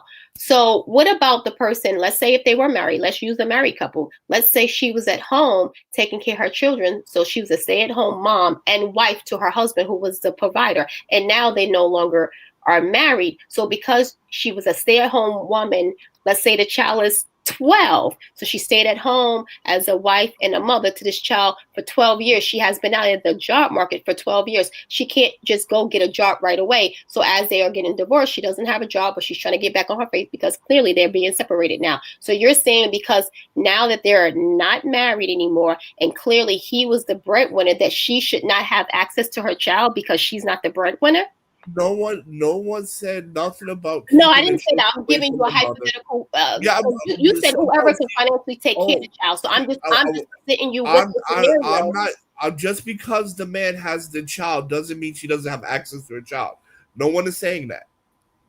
No one is saying that. Just she's because not capable of taking care of her child because she doesn't make the money, and because she was at home with her child for 12 years and a wife. So then the child should be with the father, and the mother can visit or be with the child anytime, whenever time she likes. Absolutely. Yeah. Absolutely. No one is denying her right to see the child or be with the child. She can see the child. She's the one that. Because when you're dealing with situations like that, hot sauce. Because I'm gonna put myself on mute. I'm gonna let you have that one. That's absolutely okay. So you're talking. What's weird is hot sauce. You're talking, especially if it's a boy. Especially if it's a boy. So listen to what I'm saying. Listen to what I'm saying, because hot sauce, you're speaking hypothetically. You're talking to someone. I'm not speaking hypothetically. Yeah, you are, because you haven't experienced it. Have you experienced it? It doesn't matter. That's hypothetical. Then out there. You're not speaking from the information is out there. You're speaking from speculation. So let me go back, because the situation that my little love just mentioned, I was in the same situation. You heard at the beginning when I said I wasn't making the money he was making. I eventually made the money that he made, and I eventually began to be the one that made the most money. That was not her example. Separated. That was not her example. So no. But when we first got the divorce, when we first was married, I was not working. I was 100% a housewife. I've said this before on numerous occasions. I did have a college degree, but I wasn't working. I wasn't in the workforce.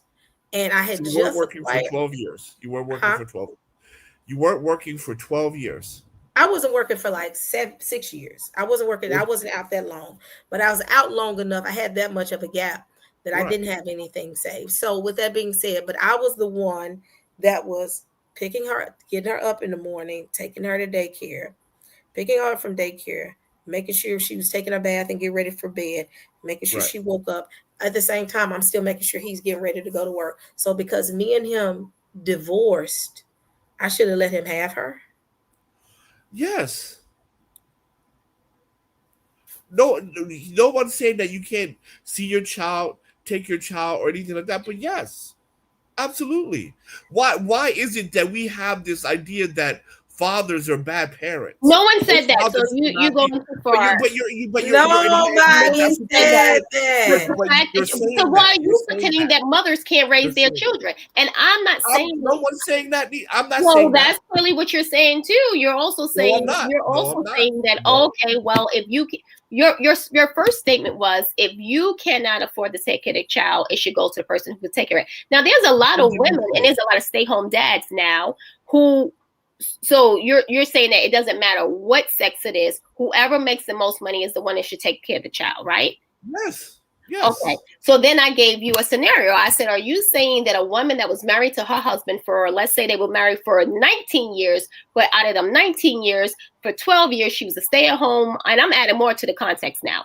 And what's crazy is I got a friend that went through the same thing. Her husband was a stay-at-home dad, but she was the breadwinner. So she should have got the And kids. the child should go with her. So damn the nurturing, just whoever makes the most money. But you're making it sound like I'm blocking access to the other parent. No. No. I'm not making it sound like you're blocking access to the other parent, but I think what you're saying is, listen, I think it's crazy a little bit. I'm just going to be honest with you.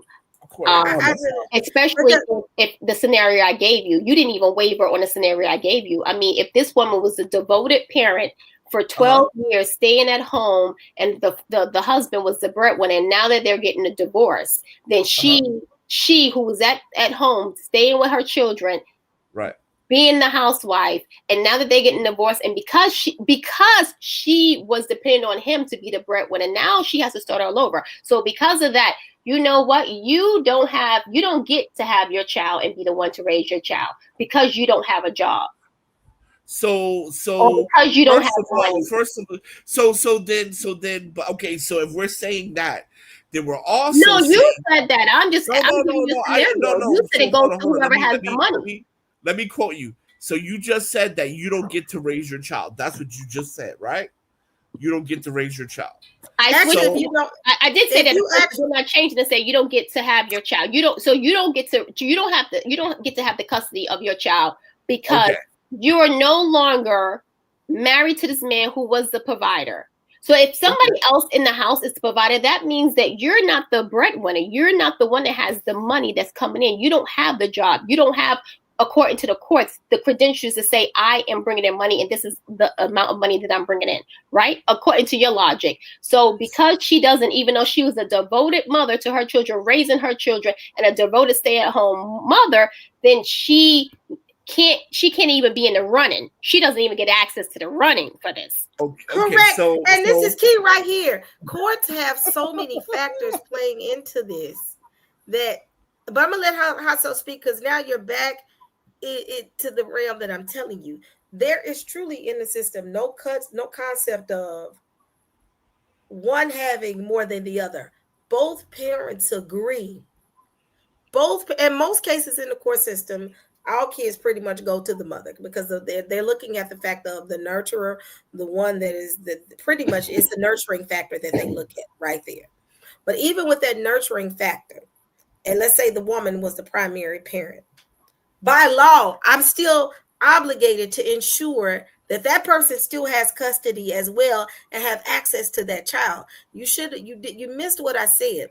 When I was divorcing my husband, if I had custody of my child, and it doesn't matter about the court system, why would I have to go back to the court and ask for permission and his sign off to be able to leave the state of Tennessee? So first I want to say, Cynthia, thank you so much for putting that in the chat. I really appreciate that. To my little loves, okay, so then what you're saying, using your same statement, is that a man who's taking care of his family, gets divorced, right? Now, just gets divorced. Now you're telling him I've been financially supporting and taking care of my family for the woman for 19 years and my children for 12 years, but now you're going to take away my children. No, I didn't say that. I said according to your logic. You can't take the children No, I didn't say away. that. Hold on, let's be You clear. did I didn't say say that. that. Yes, you said I that. brought up a scenario based off of what you said. I never said that. I said if you're saying that the person who makes the most money is more financially stable should get the kid, then I gave you my scenario. So don't put it in my mouth that I said that. I never But said you that. did. But at the end, you did say that. So you could just say like she's not even in the running. Yes, You're gonna I take said, away her so you're kids. telling me that if this woman was a devoted stay-at-home mom for 12 years, I gave you a scenario based off of what you said. I Yeah, said and he was if also if a she did that, devoted. she's not even in the running. She's not even in the running. He's You're also saying that you're saying that it shouldn't be any other factor to consider besides the fact that whoever makes the most money to take care of the kid.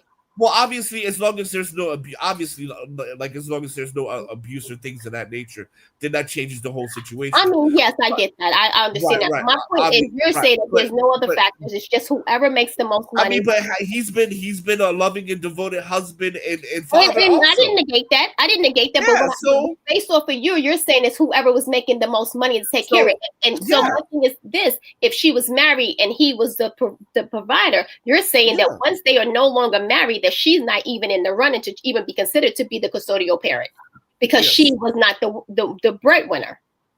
As long as there's no abuse or craziness like that, yes. Right. So that's why I asked you that what I asked you. But what you can't say is that I said anything. I didn't say any of the sort. I'm just asking you based on what you said. And I think that's absolutely crazy that because she is not making money, that she shouldn't even be in the running to be a custodial parent. I think that's crazy. And I absolutely do think that's crazy. Anyway, now, I did not say being a custodial parent, money is not even just the main factor. Hot sauce is making the money factor because yes, he is, and this is why I based off of his scenario. Because you don't want to pay child support. What you don't even realize that again, we're going back into the divorce arena. Divorce is a different conversation. It's not about who makes the most money, who is the custodial parent. In most cases, men end up saying, let the mother be the custodial parent. In most cases, some cases. But if there is a situation, there are cases where husbands say, I want to be the custodial parent. They will go to court and they can fight that. They have the option to fight that. Do you know that, Hot Sauce? Yes, because when I was a kid, my father and mother went to court. They gave it to my mother. Obviously, I mean, I was young, but I mean, I ended up with my mom. So there were probably multiple factors where they gave it to your mother. But yet it's still, if a man stands probably been 80% of the 80%. But that's where if you have those type of situations, you have something called split custody, where the child can have both parents. Because the thing is, I keep telling you, you have, when they weigh out the factor in the parenting plan in a divorce, we're talking about divorce right now, there's a percentage there, 60-40, 50-50, 70-30, 80-20, 90-10. Meaning, I have my daughter 90% of the time, he has it 10%, or 80-20. It depends upon how much time the child has. In that parenting plan, if let's say I have 50-50, I have to go day by day to make sure that I line out between me and him of what that looks like in the parenting plan. Both parties do. When you create that, let's say 90-10 is crazy. No, huh? You said what? If a person is paying child support but only have 10% custody, that's crazy. Hold on, but the thing is, there's a lot of reasons why somebody will only have 10%. So we're not outside of like that. Some people agree. Let me say this: a parenting plan, they both agree on it. Yes, it's a mediation. It's a mediation. Yes. Thank you. Mediation. That's the best way to put it. It's not the courts telling them you have 90-10. 90-10 is usually the father saying, I can only have them 10% of the time. You start out 50-50. And then you work your way to say, well, I can't get them on this day. You get this on. Do you realize how long it takes you to have put a parenting plan? Isn't just one person. That was the hardest part of my divorce, building that damn parenting plan. And that parenting plan, they made you stick to it. Meaning the husband has to say, okay, I'm good with this. You get them 60, I get them 40. Or let's say the husband says, I want them 70, you have them 30. After you come up with that plan and y'all agree what that split looks like, far as being parents, because most times when you have the situation you're speaking of, hot sauce, is usually 50-50. Then they go into the fact of saying, well, since this parent is going to have the majority of the time, or going to have them 60% of the time, we're going to ask that you give this much child support. The less amount of time that father chooses not to have with that child, the higher that child support goes. Then while they're getting that child support calculation calculated, they're also saying, what does the mother make? If she doesn't make anything, guess what? The child support might be a little bit higher. But what world do we live in? I happen to be an anomaly. But what world do we live in where women are not working? Most women are working. So they're going to look at her income. Yeah.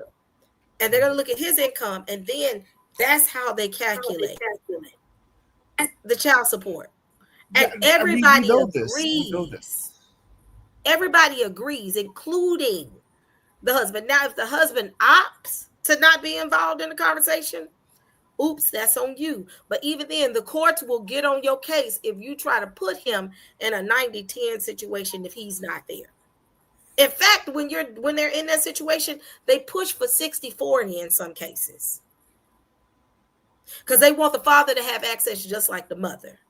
So to sit here and play this in your head that, you know, that because, you know, that 90-10 thing doesn't make sense. Well, they agreed on it. Courts don't usually go 90. I mean, but that's from your perspective. I would need perspective. To hear that was from my experience. Yeah, so from your perspective, have you ever been through a divorce? No, I haven't. I'm still happily married. No, I haven't. Okay, then. So with that being said, if you've never experienced that, but that just because you went through a divorce and I'm sorry that you had to go through that, doesn't make you an expert on the situation. What? It doesn't. It just makes you know that you went through this experience, and I'm not discounting your experience, right? That's law. That's why I'm an expert at it, because I have to do that by law. These laws don't change. An expert would be a divorce attorney. An expert would be a divorce attorney. That's law. By law, the divorce attorney is not pushing the parenting plan. The court is. I'm not disagreeing that you have the parenting plan, but what we're talking about is what would make an expert. Divorce lawyer. Divorce requires a parenting plan. No, a divorce lawyer would just be a divorce lawyer who went to school. However, people who have experiences of such things would be the better experts, because they actually endured it and have to go through it. However, yes, we can actually be book smart. We definitely can be educated and book smart through the system. Absolutely. You're absolutely right that way. However, but to negate the actual experience of something, no one's negating that. I literally said I'm not trying to negate it. But that's not a divorce lawyer. A divorce lawyer who's been doing this for 20 years would be an expert. But let's understand this too. When we're talking about the court systems and lawyers as well, right? There's a certain job that they have to do. That doesn't necessarily make them an expert. They also know how to be an expert in racketeering money. They also know how to be an expert in finagling things to suit certain things. So I mean, that's not necessarily saying that because they have the skill sets from schooling and from. No, I said 20 years experience. I said 20 years experience of doing this. But going back, it's not the experience that we're speaking of. We're speaking of the process and law itself. The law requires, when you are divorcing someone, you have to do a parenting plan. I agree with you. No one's disagreeing. So in that parenting plan, you have to line up every single day, every single hour of where their child is going to be. And before you can even go before the court, each attorney is actively working with each parent to start building that parenting plan, because that is required walking into a divorce, when you're going into a divorce, because they want to ensure that both parents agree with how the relationship of the kid is going to operate. That's required. That's not an opinion. That's required. Then the calculations are based on your income and the amount of time that you have the child. That is required. That's not some do it and others don't. That's required when you walk in that door. So what are you talking about? Hot sauce. I have nothing else to say. I really have nothing else to say. It's okay. I'm just gonna say okay. Because you're not experienced in that. Now again, let me make sure to let y'all know I am not a proponent of divorce, but in some cases divorces are needed because it can be more harm to the child than it is help when you're dealing with some things that transpire, toxic things that transpire. So listen, can we talk about the rapture? Me and Hot Sauce can go at it, Eric, for hours. No, Sissy, you are very. You know what, man? I finally understand something today, but it's okay. I understand today. I understand. You said what? No, I just said I understand. I understand a little bit more about you today. What's that? That's all. No, nothing. I understand a little bit more about you today. That's all. That's fine. I understand something every single time I talk to you too, Hot Sauce. But I don't mean it in a derogatory way. I'm not trying to be. I don't mean it in a derogatory way. I just understand why you. I just understand why you believe in saying the things you say. That's all. What do you mean? I believe. Don't throw shots. What do you mean? Oh my God! I said I'm. Oh, never mind. I literally said I don't mean it in a derogatory way. Yeah. Let's talk about the rapture, folks. I ended up kicking Hot Sauce out. All right. Because Eric, he on borrowed time. That button is just that itchy finger.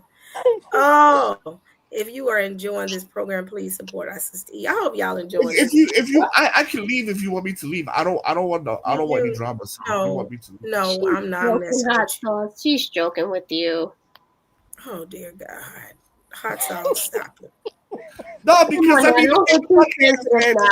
you've been holding it down this whole time. Don't get too sensitive now. I'm not sensitive, but anyway, when I just y'all don't talk to me in the wilderness because I'm going to do my own. Do you know that people are going to the wilderness, but not everybody's going to go over from the wilderness? You do know that, right? I know. That's why I'm telling y'all not to talk. Be punched out from the wilderness. They can't make it over to the promised land, right? That's why I'm telling y'all don't talk to me in the wilderness. I love.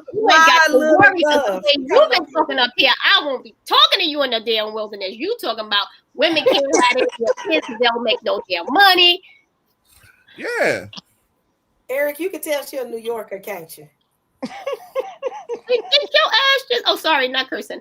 Did Trevor just say, "Yeah"? You know what, Hot Sauce? Sister, kick him off now. I was trying to tell him, "Don't be sensitive, stay up here." Now he talking about, "Yeah." I'm not sensitive. I'm not. Eric, tell Hot Sauce don't mess with that New York woman. I don't think he can. Yeah, you better warn him, Eric. You don't want that smoke. Man, I've been around New Yorkers all my life. Nothing new under the sun. Oh my gosh!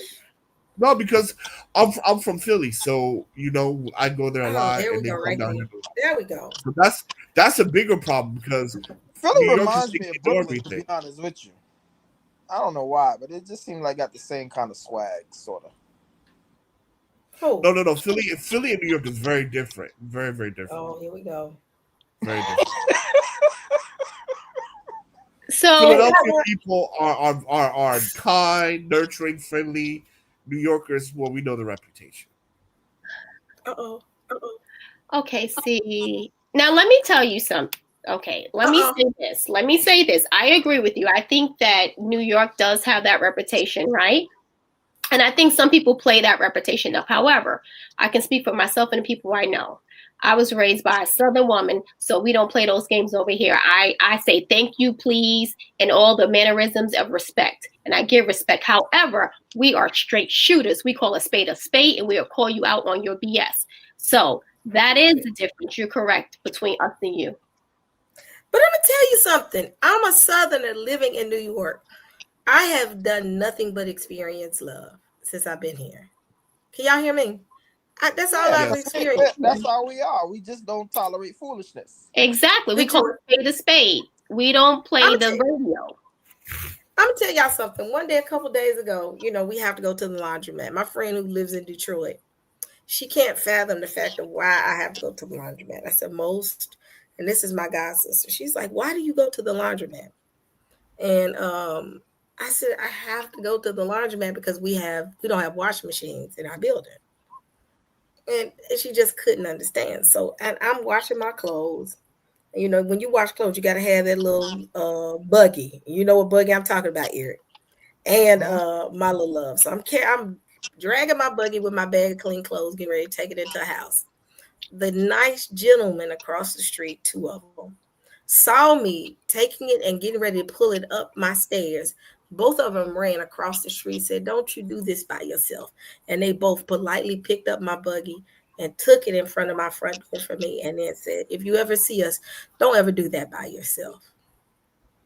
So New Yorkers have been nice to me. I ain't gonna say I haven't went off on a New Yorker here or there, but hey, I don't went off on people in Memphis, so that's just people. But I have bad apples everywhere, and we definitely have some bad apples. But exactly like you said, we have hospitality. We are hospitable to everybody else. However, we talk direct. There's a type of directness that how we speak, and that's what I think turns people off sometimes because we don't play smoke and mirrors.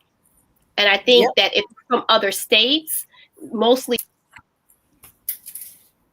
they read y'all wrong, and y'all really not that bad. You went out, my love, my little love. But I'm telling y'all, New Yorkers are nothing but kind to me. I haven't had a moment yet to say, oh man, these people are rude. I've experienced rudeness, and I lived in DC. They rude in DC. Well, not DC. I lived in Virginia, close to DC. But being in DC itself, they're rude. No, DC people are right. They're all right. I would say the rudest people I've encountered were definitely New Yorkers by far. By far. Eric, why are you laughing? And why are you letting this happen up here? Let's talk about the rapture. All right, let's move on to the rapture now. So did the rapture ever happen, y'all? I'm still waiting. I know it's after October 7th somewhere in the world. So yeah, did they change the date again? It was the 6th and the 7th, and now is 8 is October 8th somewhere. And now what time is it? It's October 7th. Almost 12. Almost 12:30. So today is October 7th here on the East Coast. So yeah. Before I move to the next subject, have I done with the first subject talking about, the whores of Babylon?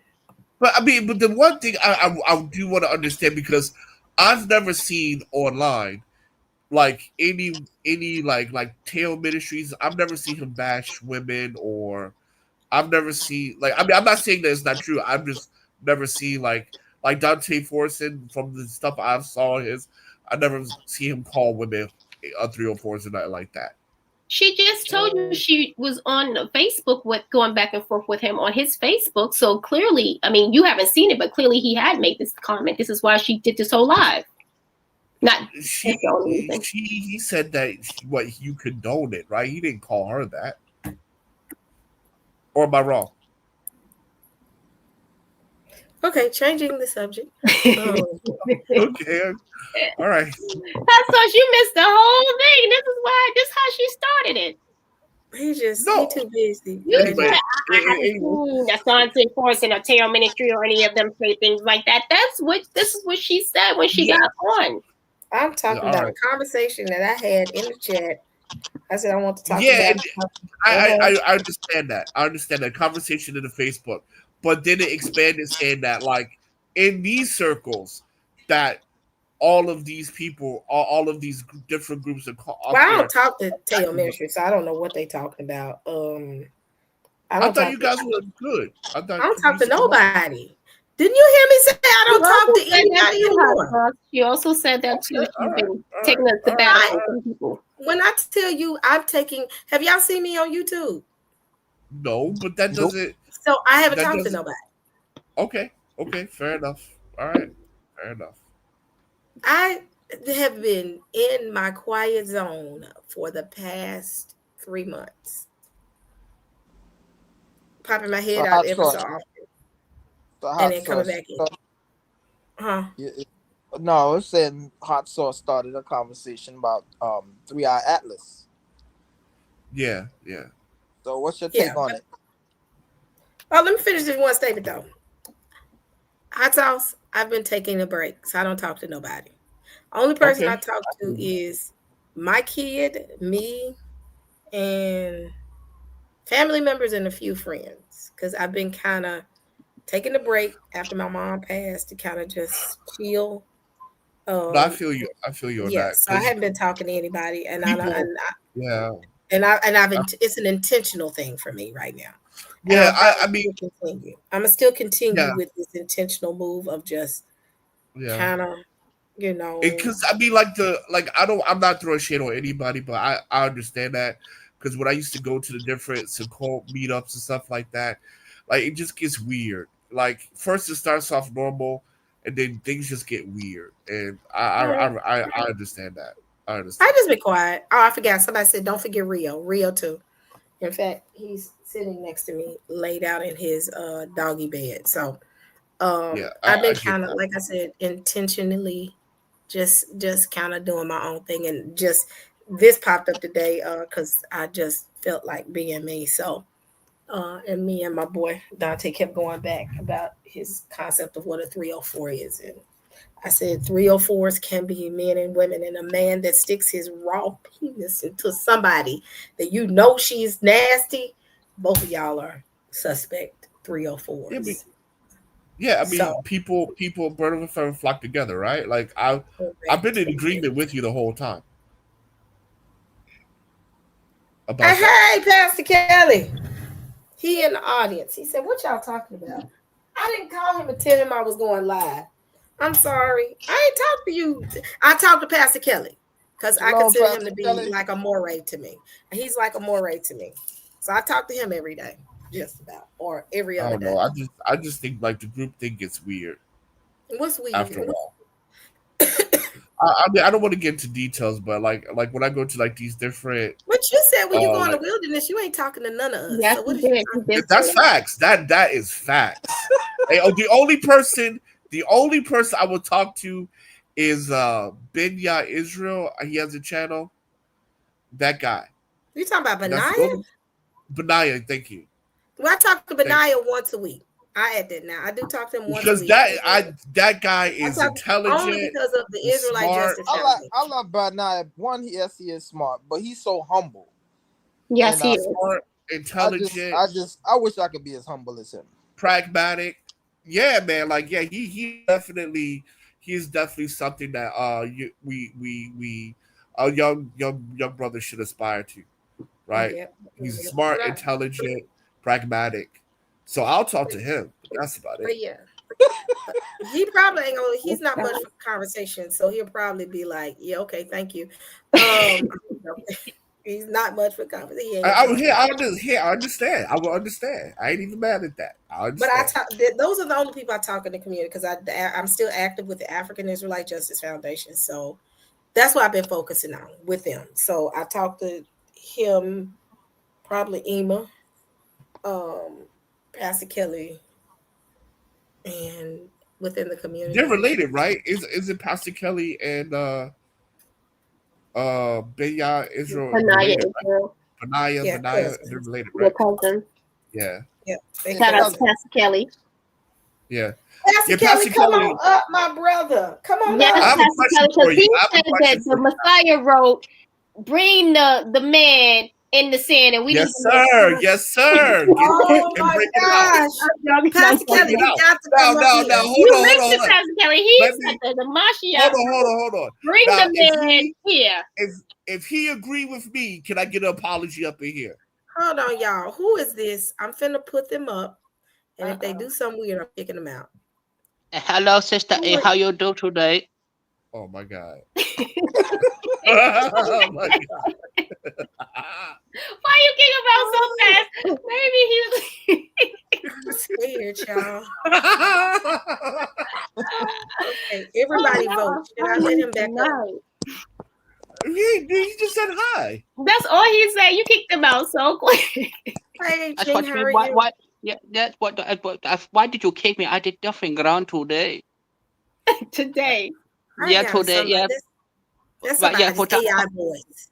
No, it's no AI today. I tell you now, big girl, it's not big girl. But that hot sauce was in my restaurant, right? He ordered the 2 order and the both said no, though, and he did not pay today. What the fuck? Why did he not pay for the food? What? Hot sauce. See? I was not in his restaurant. I was not in his restaurant. God. Why he talking about you like that? Woo! It gets interesting after 12:30. I can't with y'all tonight. Let me go ahead and kick him on out because he said, "What the f? Hot sauce? What you do?" I ain't do nothing, man. I ain't been in nobody's restaurant. Oh my gosh, y'all! Where's Pastor Kelly? Come up here because we finna talk about. I'm finna change the subject.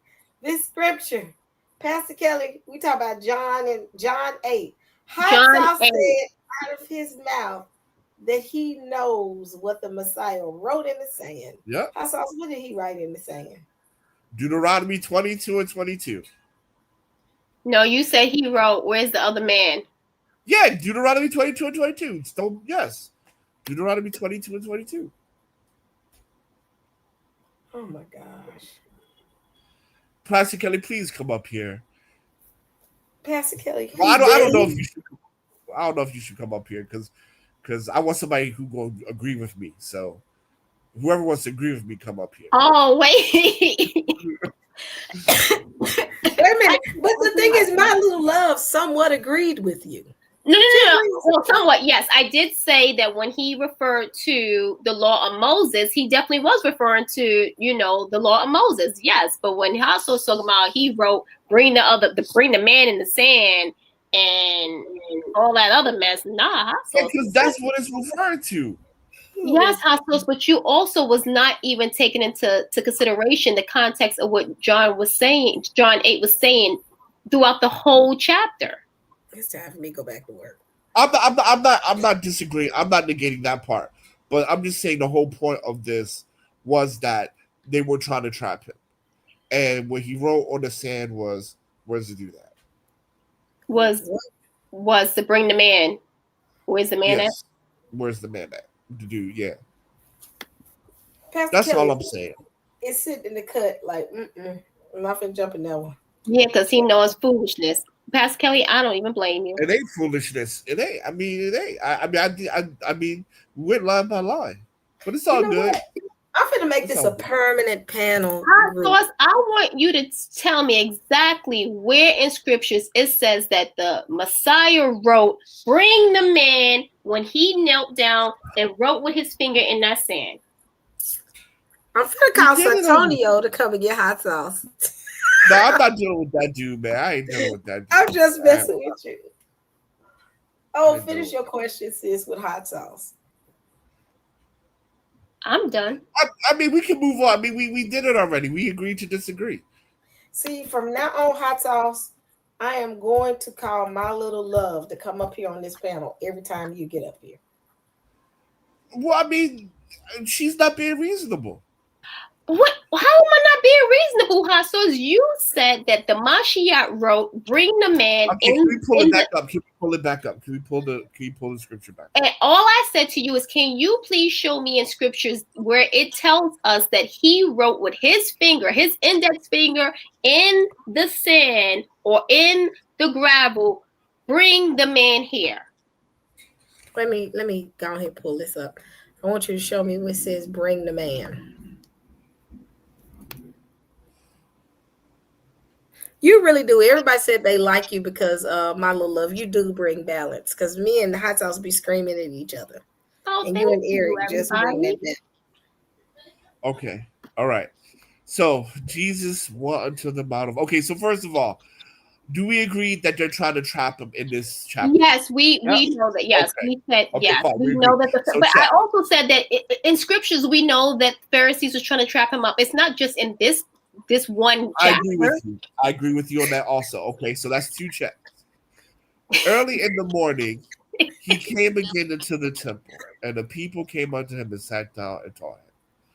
And the scribes and the Pharisees unto him brought unto him a woman taken in adultery, and when they said has sat her into the midst, they said unto him, Mashiach, this woman has taken adultery in Yeah, we the gotta very move act. past this one in a minute because everybody Okay.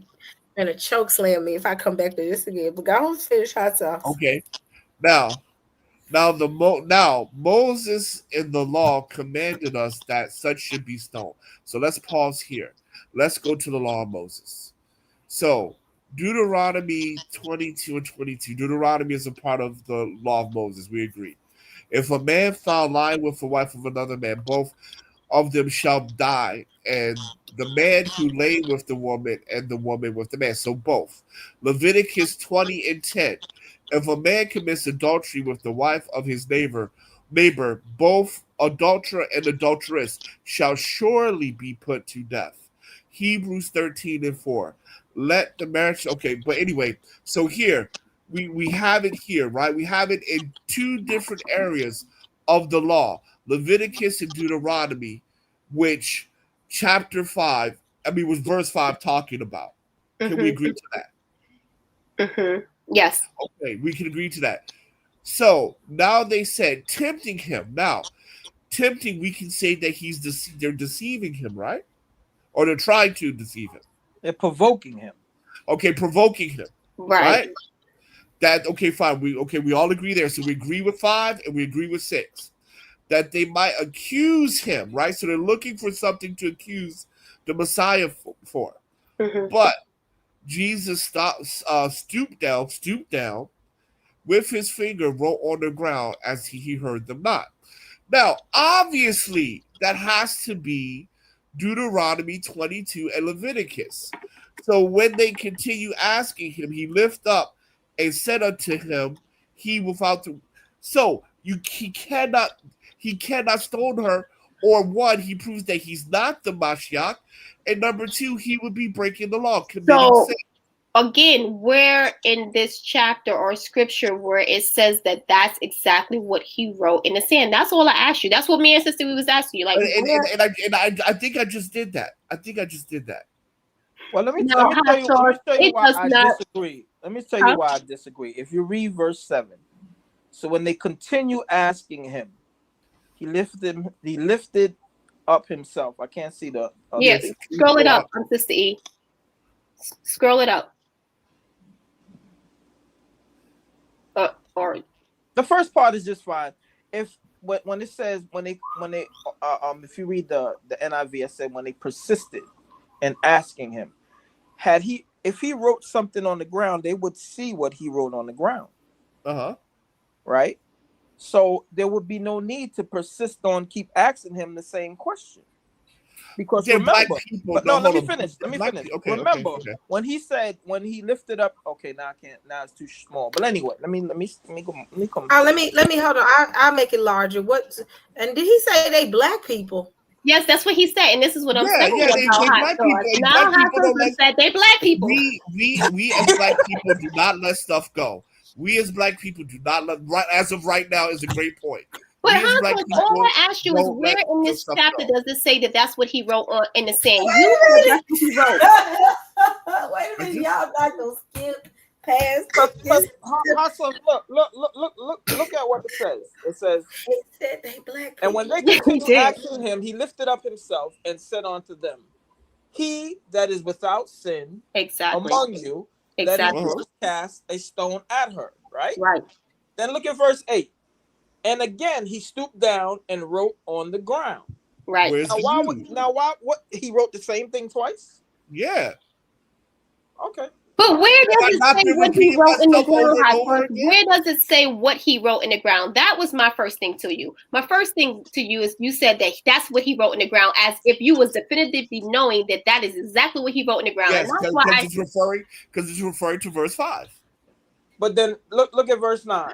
And they which heard it, being convicted by their own conscience, went out by one, right. went out one by one, being at the eldest, even unto the last. And Jesus was left alone, and the woman standing in the midst. Exactly. Well, obviously they got the message. There was no need. They would have got the message when he wrote on the ground the first time. They would have. Let me ask you something. Let me ask you something. How many times have you have to repeat yourself when people disagree with you? Yeah, I agree with that.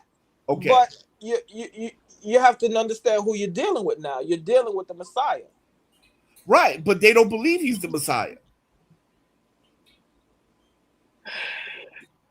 I still am waiting for him to show me in scripture that it says that the Messiah, the Mashiach, wrote, bring the man in the ground. I don't see that anywhere, and you have not showed me that where scripture says this is exactly what he said. He took his index finger and wrote in the ground that was the first thing. And then the second thing we were trying to get you to see is that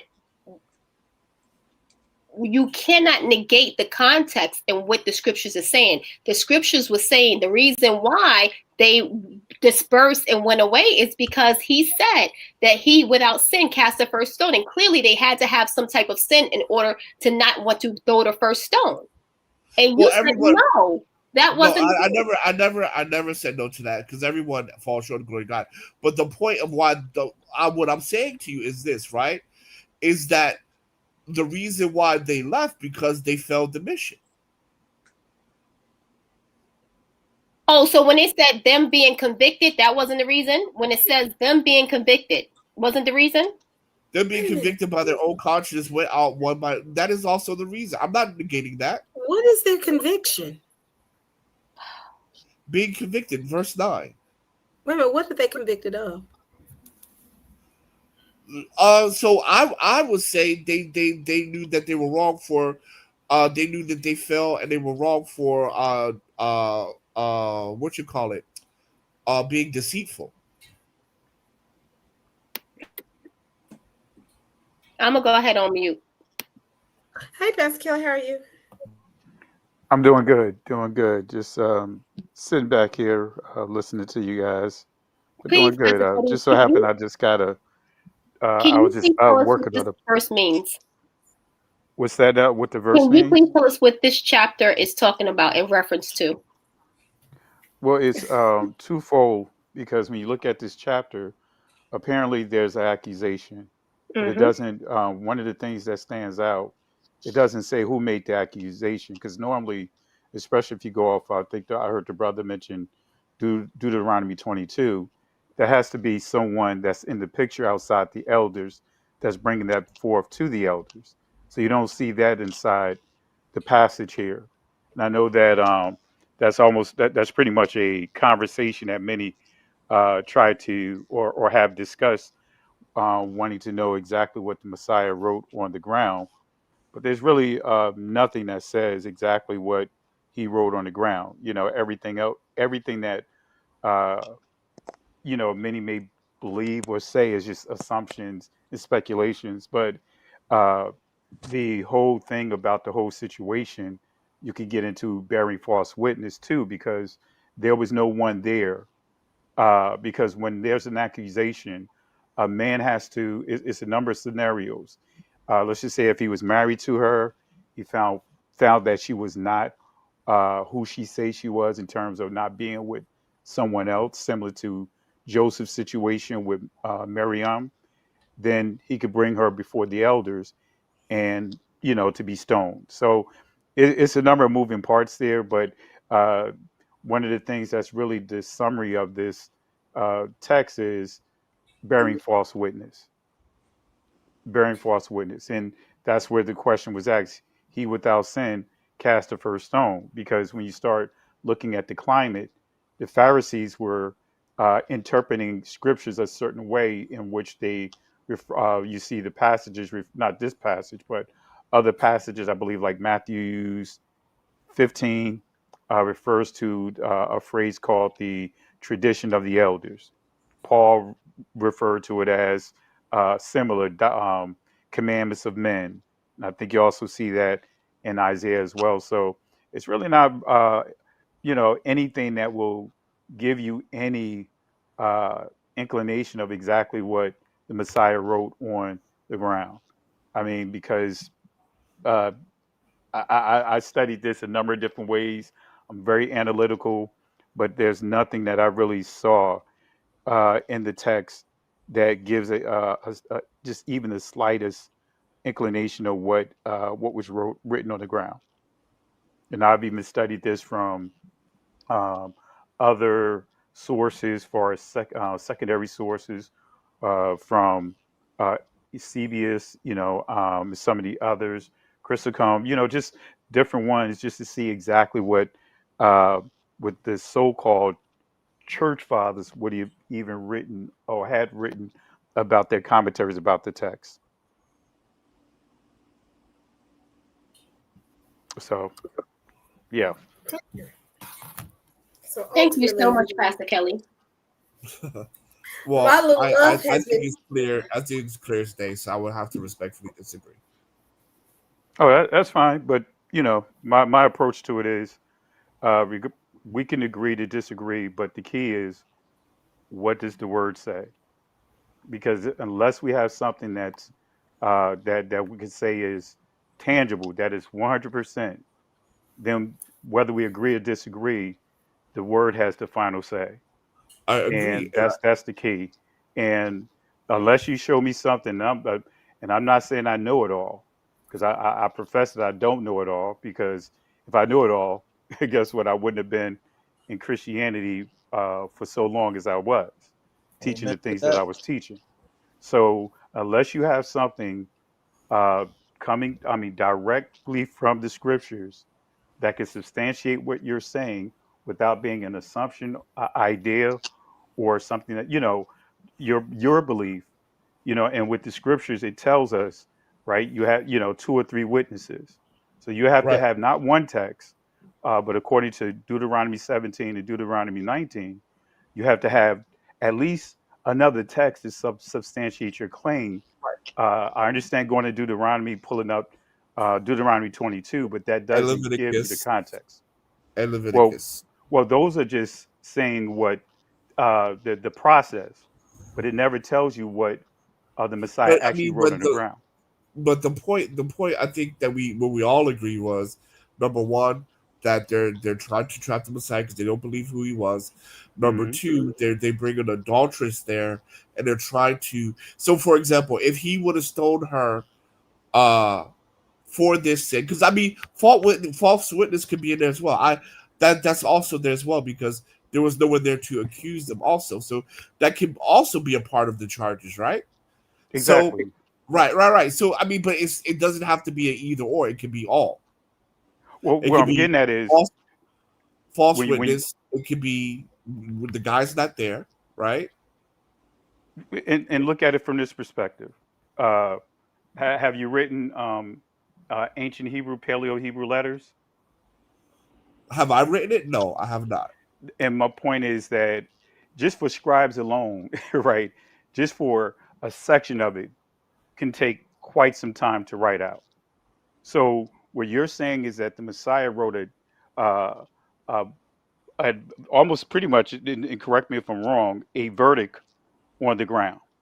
No, I said, where's the guy? Where's the guy? Or even if it's written, where's the guy?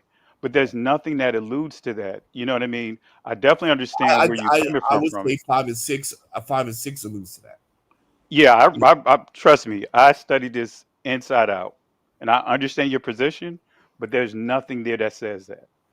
There's Well, then nothing that alludes to it how because it doesn't mention a guy. It just mentions what she's accused of and what the pretty much what the elders are getting ready to stone her for. but we But it don't. really does. but back then everybody would have known the law, so you wouldn't have to say things in such detail, right? Actually, you So would.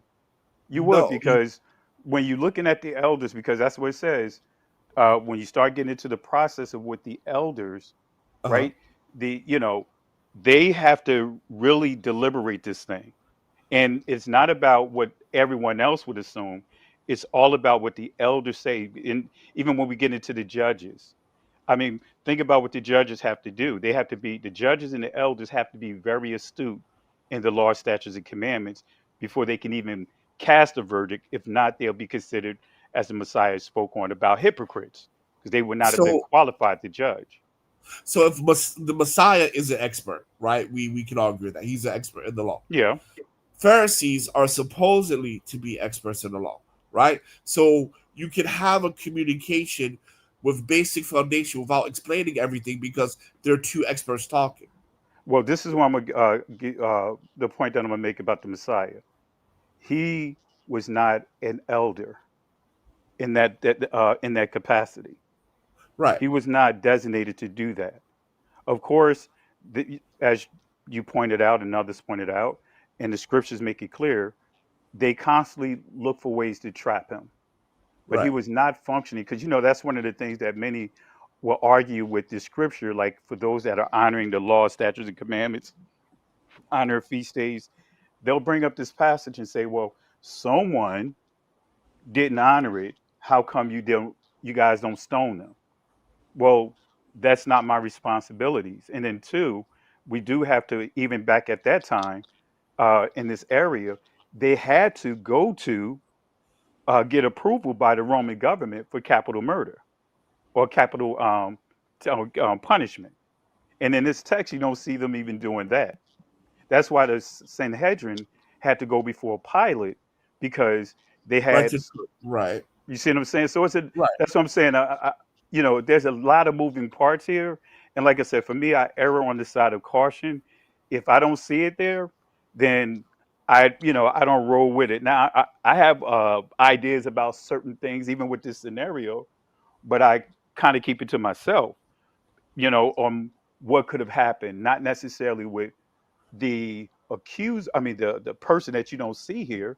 One of my things that I thought about and was like, hey, could it possibly be that those guys, at least one of those guys or those guys, did something with her? You know what I mean? It's just, Oh like I my said, god. Oh my but see, god. That's but exactly what Sister E was Oh my saying god. as well so, as a scenario. but my point that I'm making is, all we're doing is what's speculating, because that's what gets. I would say that's what gives room for, and I'm not saying, and don't take this in me No. disrespecting It's in any fine. It's kind of fine. way, It's fine. but Go ahead. that's You what can say. gives room for interpolation, and people branching off with things that's not even in the text. And we all been guilty of, on being on the receiving end of being in Christianity, in spaces, uh, you know, with doctrine that was not even biblical. Matter of fact, even how you viewed the text, passages that's there that you were blinded to because of the theologies that we were subjected to, that now once you freed yourself from that, it's like, wait a minute, who put this passage there? I know this passage was there. I didn't study this text. Right. And, Right. so that's what I'm going at with that. And like I said, I totally understand your point, because that is a great angle of going to the law. Well, what does the law say about it? But Right. the I mean, key but is, that's you're supposed to do. But I mean, look, yeah, I'm not exactly. like for what you're saying. Like he's not a loss. He's not accused. Okay, those are all very fair, poignant points, and I will concede to that. That's very fair. But what I'm saying is that well, my whole point is of this is just the point of number one, they're trying to get him to sin, and he's writing something now to the effect of to the law or even bearing false witness of saying that you're trying to trap. And see, he could have even just put in, I mean, wrote down, you know, just could have just wrote it, drew a picture of a sun. You know what I mean? Who knows? I'm just saying, just using a little humor, but realistically, we just don't know. But the Messiah and those that was there, I would love to, and trust me, I done researched it. I done tried to come up with every kind of scenario, and like I said, I thought of other scenarios, and that was one of the scenarios that I expressed. But the scenario that you have is it's a great point with in the text that you bring up, but it just doesn't give anything about what was written on the sand, what he would have written down, especially if he said, "Ye whoever without sin cast the first stone." So it's like, what did he write down? Was he just? I mean, it just leaves that area that's open to speculation, but it's not really a valid point. And like I said, Okay, but if you find it, trust me, I'm all for it. Like, hey, I reach mean, out to me, let me know. okay, then let me change my point. 99% most likely he wrote "What's the guy?" All right, we can go with that. This guy. All right. So now, even though you say 99.9%, Yeah, then that's still leaning to a I certain can way. live with the 1% error. That's fine. I can leave with Well, the 1% What error. about the 85% area? I cause can't. see, even if, because then you get into DNA. If you get into the DNA, Mari Povich, right? That's still almost saying that's the father. Because when you get into 99, Nah, isn't it? because because So you come see what on. I'm saying? See, I'm a geek, man. So I see what you're doing here. I see what you're doing here. Now, if you said 98, 97, 96, you 99. said 99. So you All still right, so saying far it's we can go yes. 96. All right, 4% error. There we go. All right, there we go. We can all live with that. Well, maybe not 68 in my love, No, but I don't. I think Pastor Kelly being nice to you. I don't agree with it. If you can't show me in the text that that's what it said, he I didn't just say broke that. it We down can't for speculate you. I about broke that. it down. Trying to No, make but quite one honestly, I am being nice though. But quite honestly, it doesn't say. You know what I mean? So, Y'all but got me saying Hezekiah great walkover. conversation though. Great conversation, guys. Great conversation. Y'all cutting up here. Got me up here at the wee hours of the night. How's Well, I he mean, cutting up? He cutting no, up. I'm not the one talking about she busted down for all the Pharisees.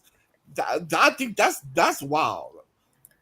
Let me That's tell wild. you, the meat of this conversation, as Kelly, is dealing with accountability. How at times we notice that men, definitely in our community, have a tendency that if a woman has let's say 5 baby daddies, she's considered to be the whore of Babylon. And then you have to say, well, what about the 5 baby daddies? What do we consider them to be? And I've heard people say, well, it's 100% her body, so she can make the decision. Because I say, I'm not speaking from someone who is, I'm not speaking for people that will be considered to be set apart, but we're talking about people that are not set apart. You still got to be responsible. So if you know that this woman is known as, not, whore Babylon, if you consider her to be that, then you would, these men need to protect themselves so that they won't have to, have kids by this woman. And ultimately, some people have said that, that's 100% of her body. If she doesn't want to do it and doesn't want him to, protect himself, then guess what? That's her fault, And I'm sitting here saying, when people when people are acting irresponsibly, both people are accountable for their decisions, not just the woman, but the man as well. And that's why we got into the John 8, because we showed that in the situation with the adulterous woman and the men ready to stone her, Christ ultimately said, he who not committed sin passed the first, throw the first stone. And ultimately, nobody could cast a stone. So this is where you see that Christ is not just holding her accountable; she's holding also the entire, the men accountable as well. Not necessarily if she slept with them, but yet it's still y'all doing y'all things too. So I said, if that's the case, then Christ would have said, "Well, let's just stone her." If Christ had the same mentality of what we've been seeing in the community, and Well, that was actually, why we ended up talking about John 8, because the thing is, accountability are on both parties. And when we take that accountability and just throw it all on the woman, we leave other men out here able to go continue in their bad behavior without any correction, and this vice versa. When women do things like that, they need to be corrected as well. even to your point, and actually to Hot Sauce point, the passage that he brought up, Deuteronomy 22, it holds both of them accountable. when you really study the law.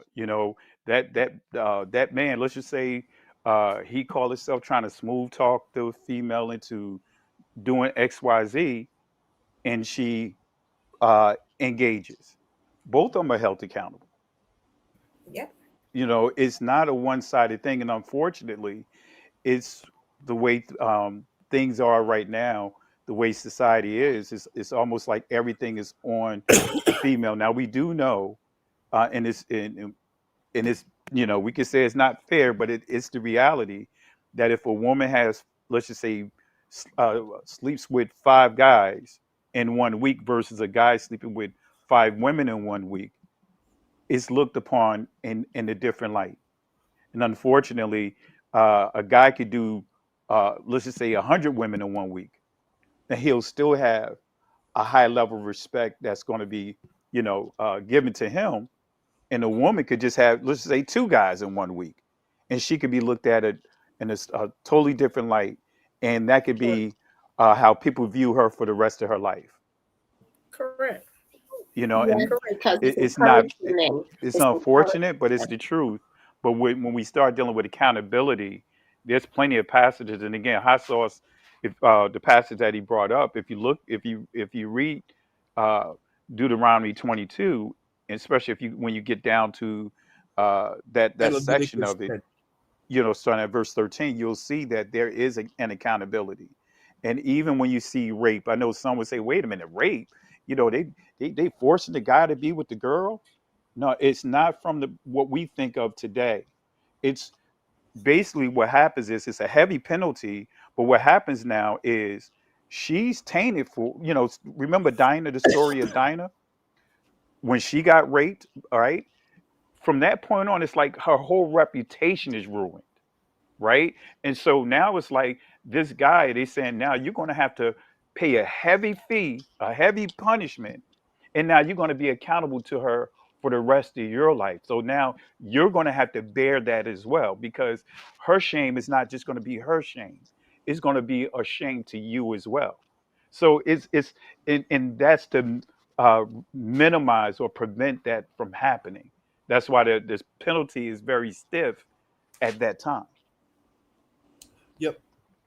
I mean, hold on. First, I want to say, let the record show that I've said that it's on both people's part, right? I don't want to be any kind of misunderstanding that I'm saying it's all the woman's fault. Like I said before, if I'm dating a woman and she has 50 kids by 50 different dudes, and she gets pregnant, that's on me, right? Because I was foolish enough to deal with something like that. And vice versa. If she's dealing with a future, and future has all these baby mamas, well, what do you expect is going to happen to you? Like, there's accountability on both sides. And most likely, these people always end up together anyway, these types of people. So, Yeah, and It's just a again, lot. that's the unfortunate thing. But this is where, and I think a lot of it comes from how we have been taught, when it comes to relationships. I think a lot of it, households, home, things that we were subjected to, environment, that really has a bearing on, even when many will read the text versus letting the text actually speak for itself. Many cases, many will read the text with an idea and then try to line the text up with that. I hope that makes sense. We see that in church a lot, right? You get taught biblical hermeneutics, right? When you go to school, but then when you see pastors teaching, right, 99% are not following biblical hermeneutics. They find a passage based off a thought they had, and then they piecemeal a couple of passages together, and then that becomes a 45-minute motivational speech. Yep. And that's what's crazy. It goes back into, y'all remember back in the day, some of y'all, I know Pastor Kelly does, and anybody that grew up in the church. You remember back in the day when the young girl would get pregnant and they would put the young girl before the church and decimate her. But the young man that she probably slept with put the young girl before the church and she got pregnant early. You remember that, because the Pastor Kelly?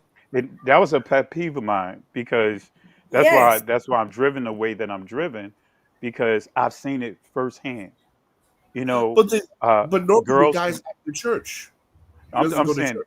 the church that I grew up in, Mount Pleasant Missionary Baptist Church, 100 Montgomery Street, North New Jersey, 07103, Dr. T. Van B. Road. You know, I was born and raised in that church, pretty much, and I've seen it firsthand. You know, you got 15, 14, 15-year-old girls. In a couple of situations, it was some Deacons. ministerial staff members that couldn't keep their Yes. hands to themselves, or the drummer or the minister, the organist couldn't keep their hands to themselves. So the girl comes up to the front and has to basically rededicate herself, you know, the whole nine. And every time you never see the girl again. But I've never seen a guy get ridiculed. I haven't seen a minister of Man, music. get ridiculed. When, you know, Father's Day, they'll give out a gift for the oldest father, the youngest father, the father with the most kids. And I remember the minister of music, not even married, right? Young guy. He was like probably like 23, 24 years old. I'm not going to mention his name just in case he may, you know, he may pop up out of the weeds. But he did not get ridiculed. He got a gift. Yep. Wasn't married, kid out of wedlock, but a 14, 15-year-old girl. Matter of fact, I'm not even going to go that far. They didn't even offer that to single women. So we see some of those examples around us, unfortunately. And that's why I'm the way that I am when it comes to far as being fair and is sticking strictly with the scriptures Yep. and what the scripture says. I don't know about that because at my church, when it's Mother's Day, they go all out for single moms, moms who haven't been married, and things like that. That's So, brand new. They didn't do that at first. Yeah, I grew up in a traditional Baptist church. But even Right. though if they do that, I would how say what they're a saying lot of is churches do that they used to When put I was a kid. women on display to be ridiculed because of their situation, and that did happen a lot in the churches, and it That's still what happens now. It's not back in the day; it still happens now in certain I mean, churches. Because the Think about- the dude is not there. She's not dating a dude in the church. She's dating. And a that's dude- not true, Haskell. That's not true. Oh, my- Sometimes they are in there, just like Pastor Kelly said. It could even be grown-up men taking advantage of these young girls. Yeah, I'll use this person for example, Jamal Bryant. Jamal Bryant, if you know Jamal Bryant, right? That's If you that's an I'm just- anomaly. No, boy, let me just use this as an example, right? Jamal Bryant, Baltimore, right? That's where he's from. But in that church, and I looked up and found the records and everything because a friend of mine was a playwright and wrote a play about a pastor having babies inside the church, cheating on his wife. And Jamal Bryant confronted him. And he called me up about the whole situation. But make a long story short, he had gotten pregnant underage girls inside his ministry.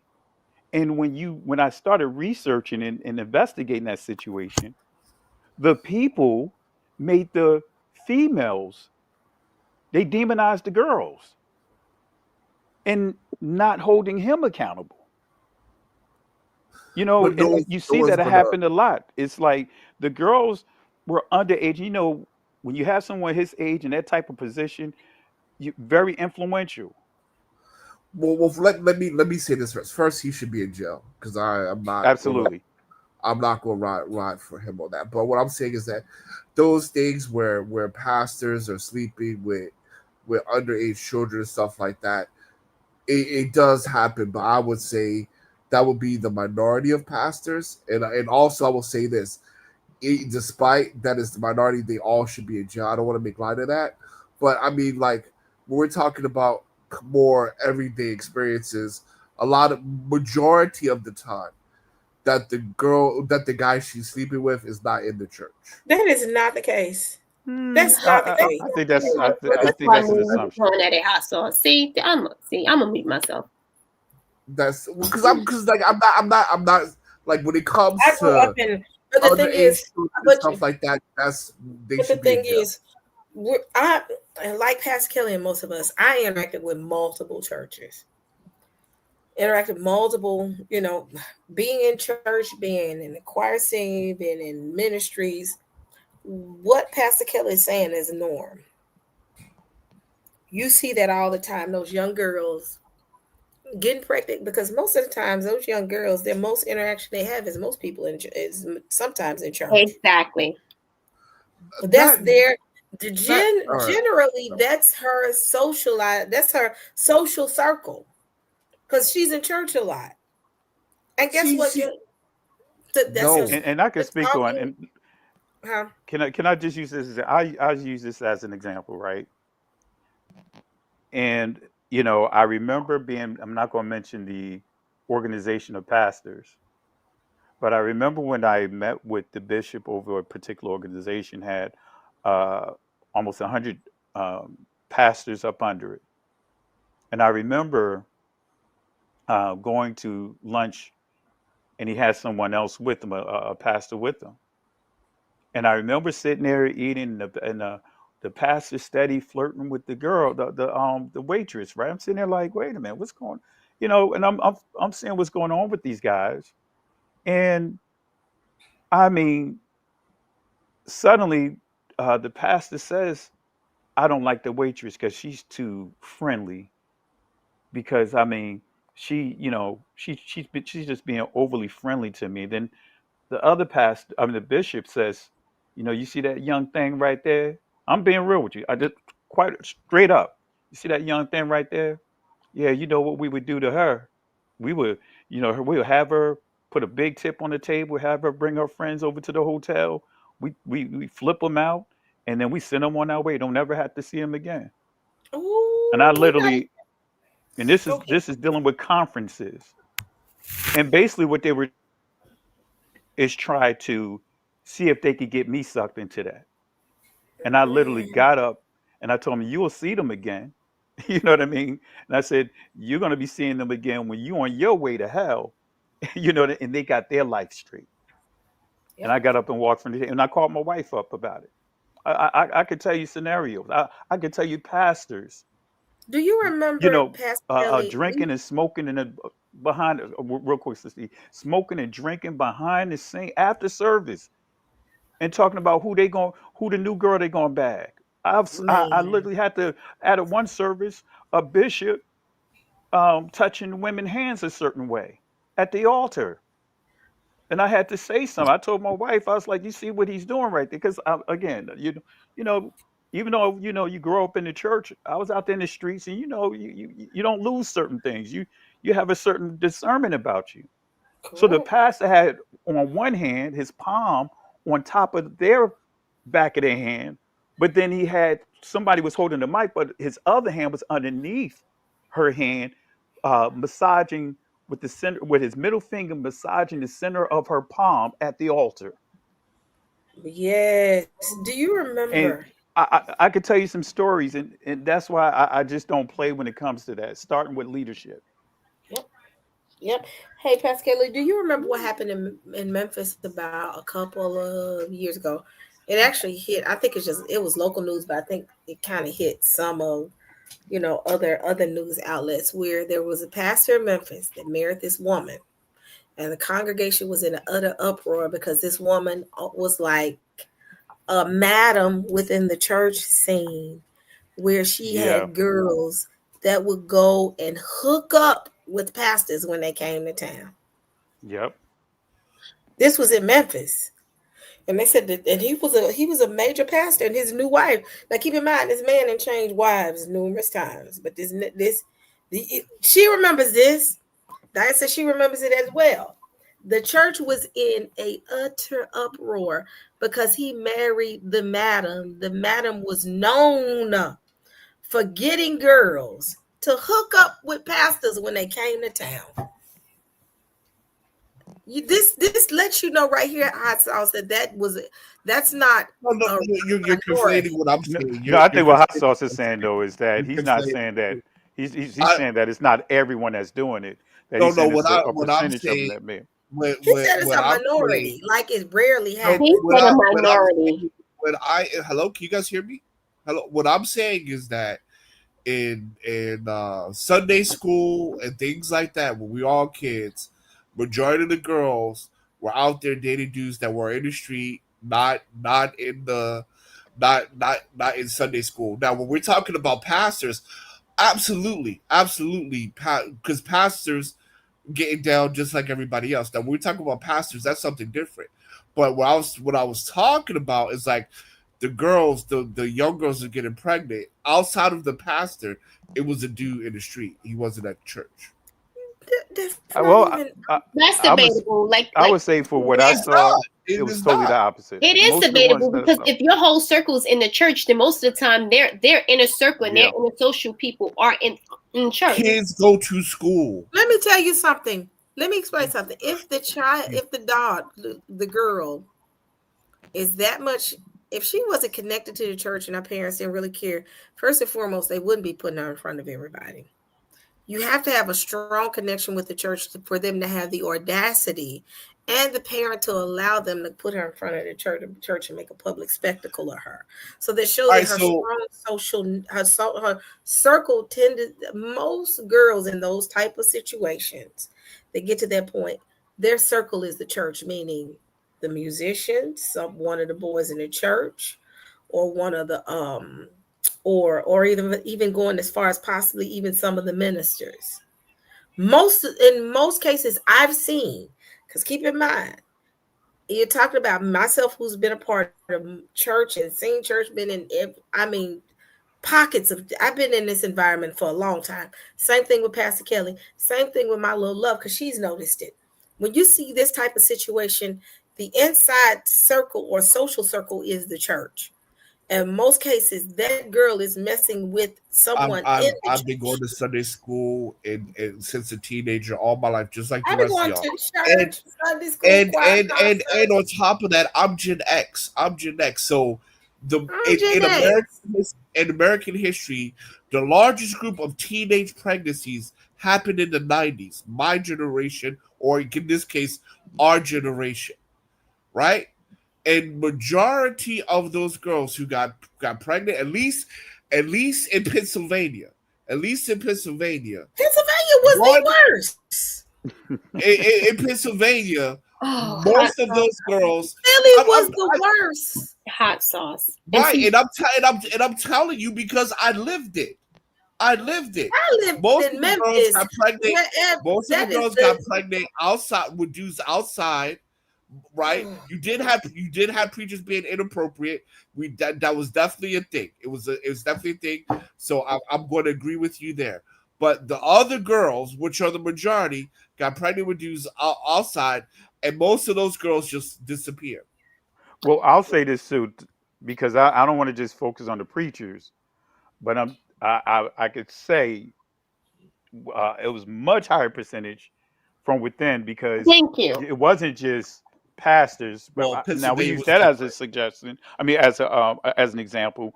But you had drummers, ministers of music that was young people. We used to have the junior choir. We used to go camping and all kinds of stuff.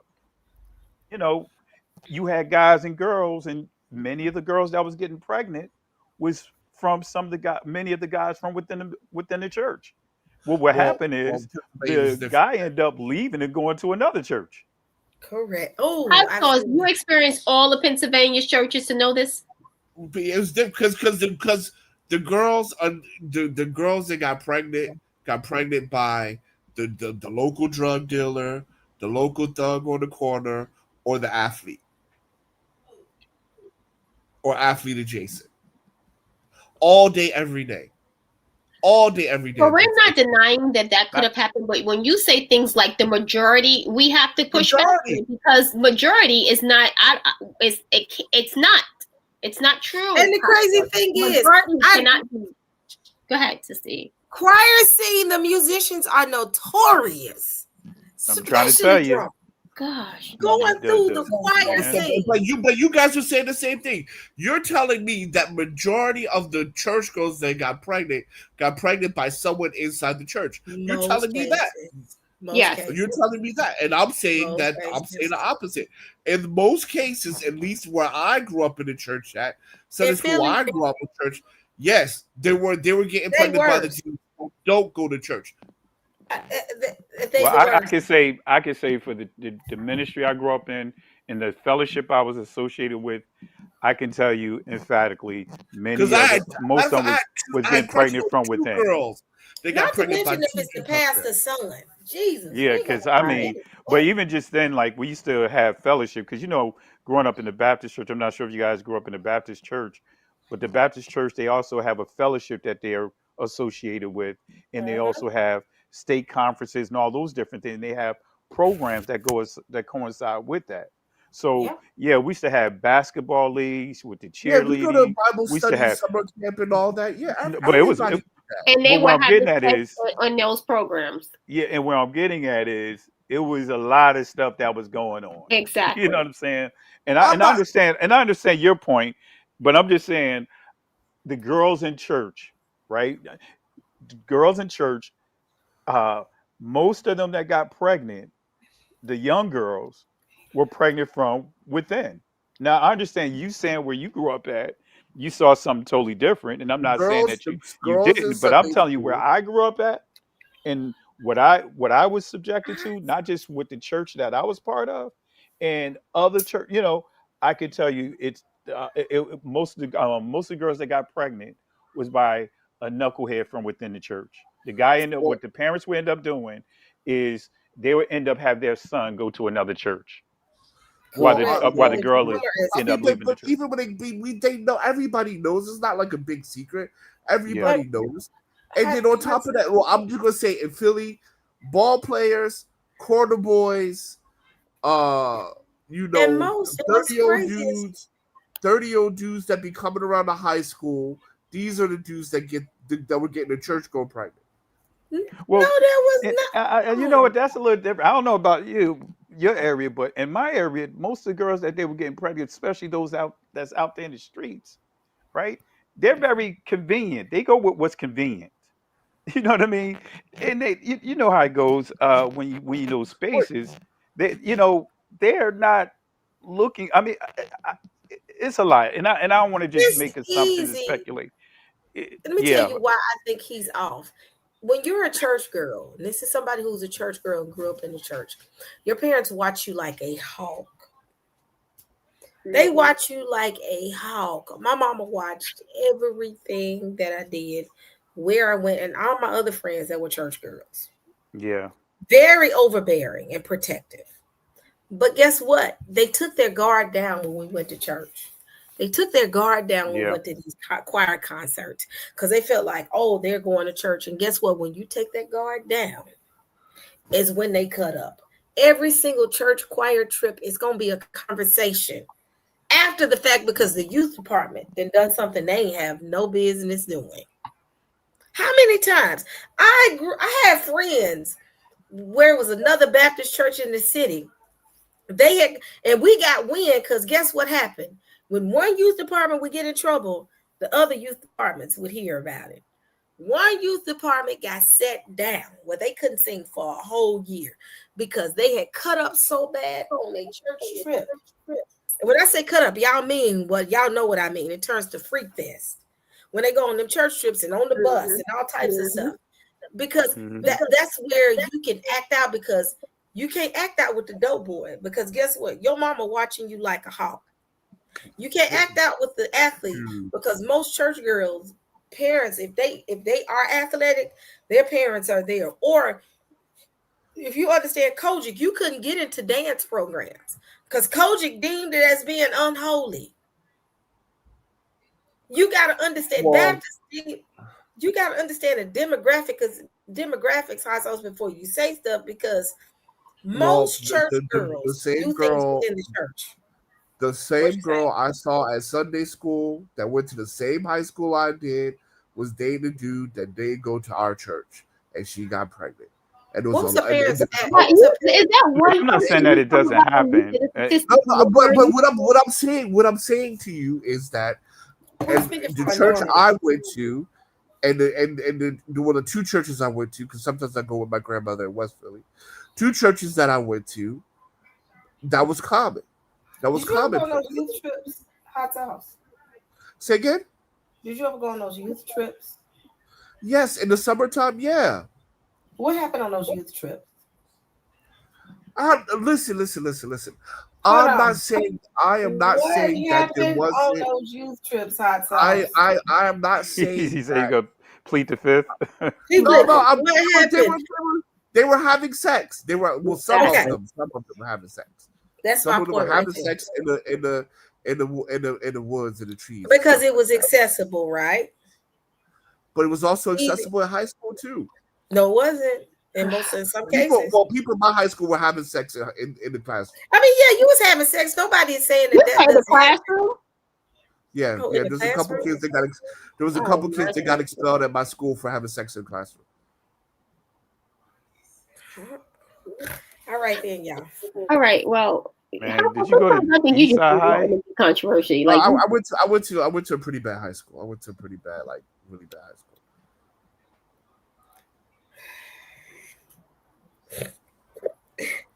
Sound like Hot Sauce went to Eastside High. I was about to say to Pastor Kelly, I was about to say he needed Joe Clark. Exactly. No, I mean, like girls were giving blowjob in the bathrooms. I mean, come on, guys. Oh! All right, hey man, we get to it. Let me go ahead. Let me jump off here, man.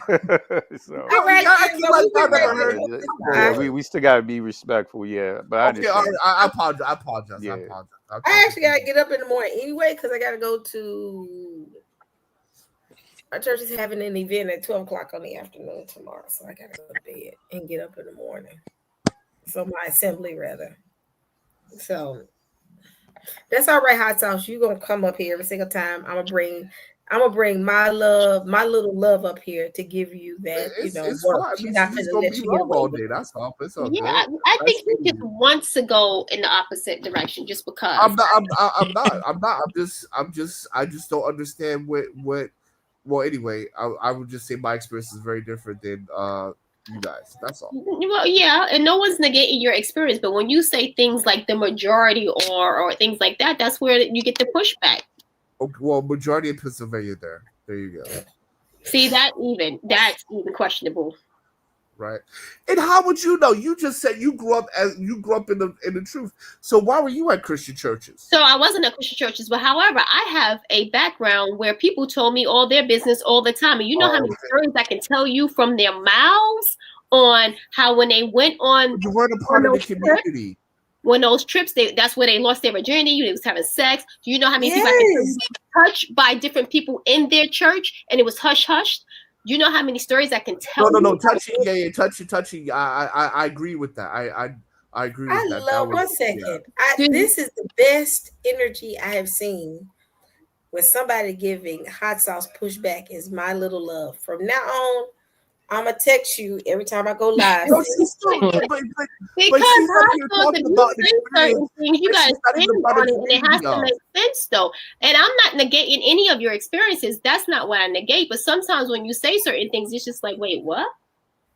What? But you're not making sense. You're telling me that you're not even a part of the community, but however, you know all these things is going on. You haven't gone to the Christian church camps. You haven't been a part of the youth basketball team. You haven't been a part of the choir. No, but what my experience can tell you is that I have two people on this panel that can say, you know what she's saying that she knows or have heard of is correct. That's what I do have now.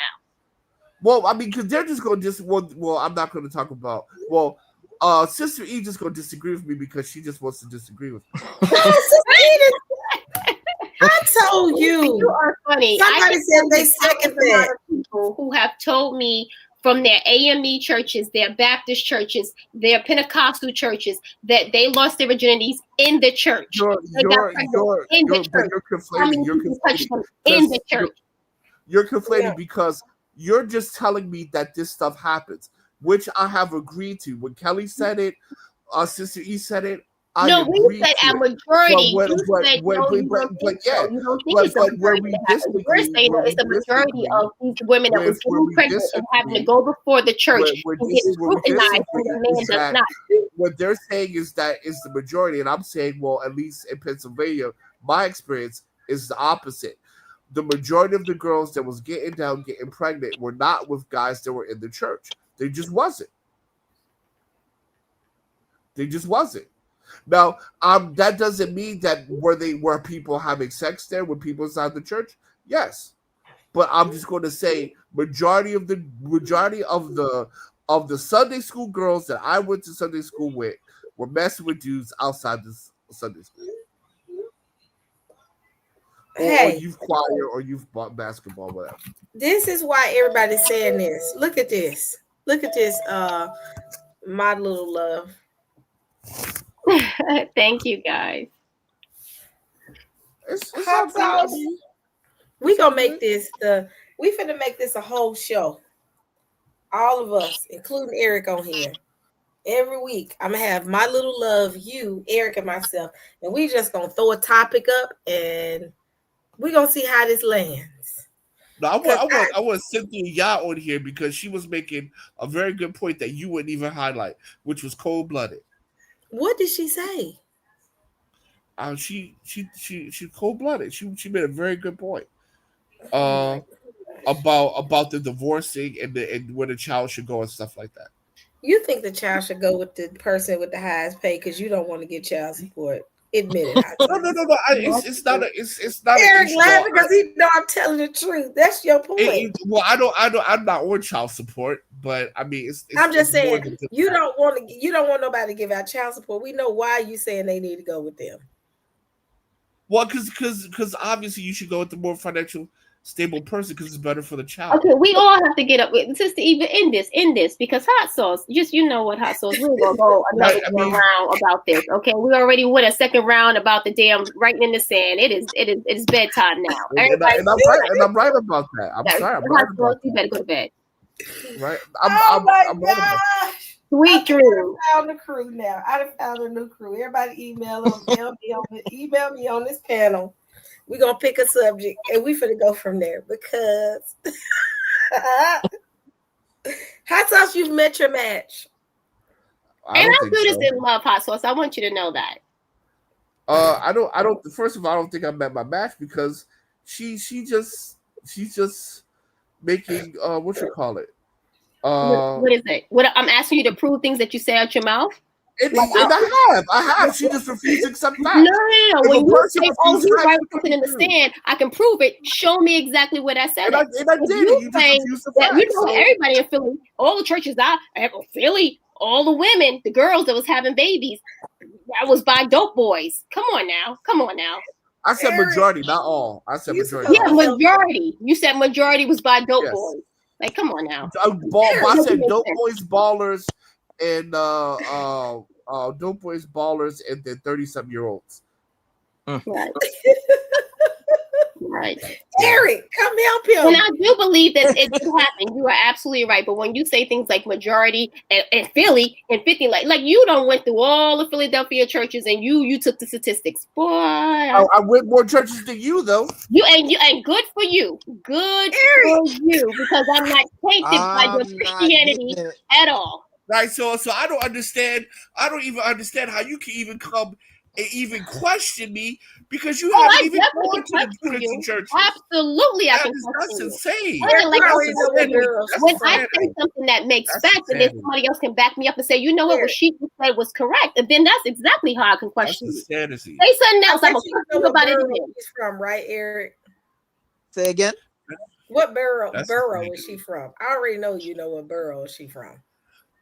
See, this is why New York people need to sit down because you better stop it. This is the problem with New York people. Think they know everything. No, you was the one I feel like you knew everything. I'm confused how you want to sit there and look in the mirror and say that to somebody else. Because you are definitely Mrs. Know-It-All. You are definitely a Mrs. Know-It-All. Definitely. I need every live that I have when I drop this link. My little love, if you can do it. And hot sauce. And Eric, you're supposed to be the mediator too. You're not helping. Well, I have to hear everything before. He's gonna say I'm a know-it-all. All I did is ask him to prove what he said. How is that being a know-it-all when I say, hey, when you say something, no, you did more than that, ma'am. You did more than that. Yeah, let you prove what you said. You haven't proved anything though, hot sauce. I proved No, a lot. You wrong just girl, refused Cynthia. evidence. Wrong borough. You Wrong no. borough. She proved it. I proved it. Like, no. It doesn't say that. Blah blah blah blah blah blah. Right? If a person refused to look at the evidence, then what can I do? So who Right? else in the chat seen that? When we read John 3, please, who else in the chat seen it said that the Mashiach wrote, bring the man. That's what it says because that's what refers to the law. My gracious. You know what? Hot Sauce is sleepy. He getting a little delusional because he tired. He Now need I'm to go sleep. delusional. See, here the name calling comes. See, here it comes. That's not name calling. I love this. Eric, finally somebody can go toe How to is toe that with name Hot calling? Sauce. I'm tired too, Hot Sauce. That's why I'm telling you to go to bed. Go to bed. Oh my gosh. Eric, Yes. why are you not helping I'm with not this from situation? Brooklyn. I'm from the Bronx. Somebody in the chat said Brooklyn. No, I'm she not. said- I'm from the Bronx. I'm from the BX, the South Bronx, to be correct. Ooh, wait. What you got to say about that, Eric? None.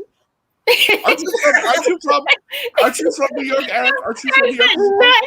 I'm from Brooklyn. Oh, you from Brooklyn as well? See, it's a shame because that's why I like Tupac. Now, there you go. That's why I like Tupac. Wait, Better he's than Biggie. from New York. Well, he was born in LA. No, he's from. Tupac no, is he's from from Brooklyn. Maryland. You know. He is No, from he's New from. York. No, he's not. He's from Maryland, Baltimore, right? No, he's from New York. He's from New York. Where was he born at? No, Tupac was not born in New York. Where was he raised? Where was he raised?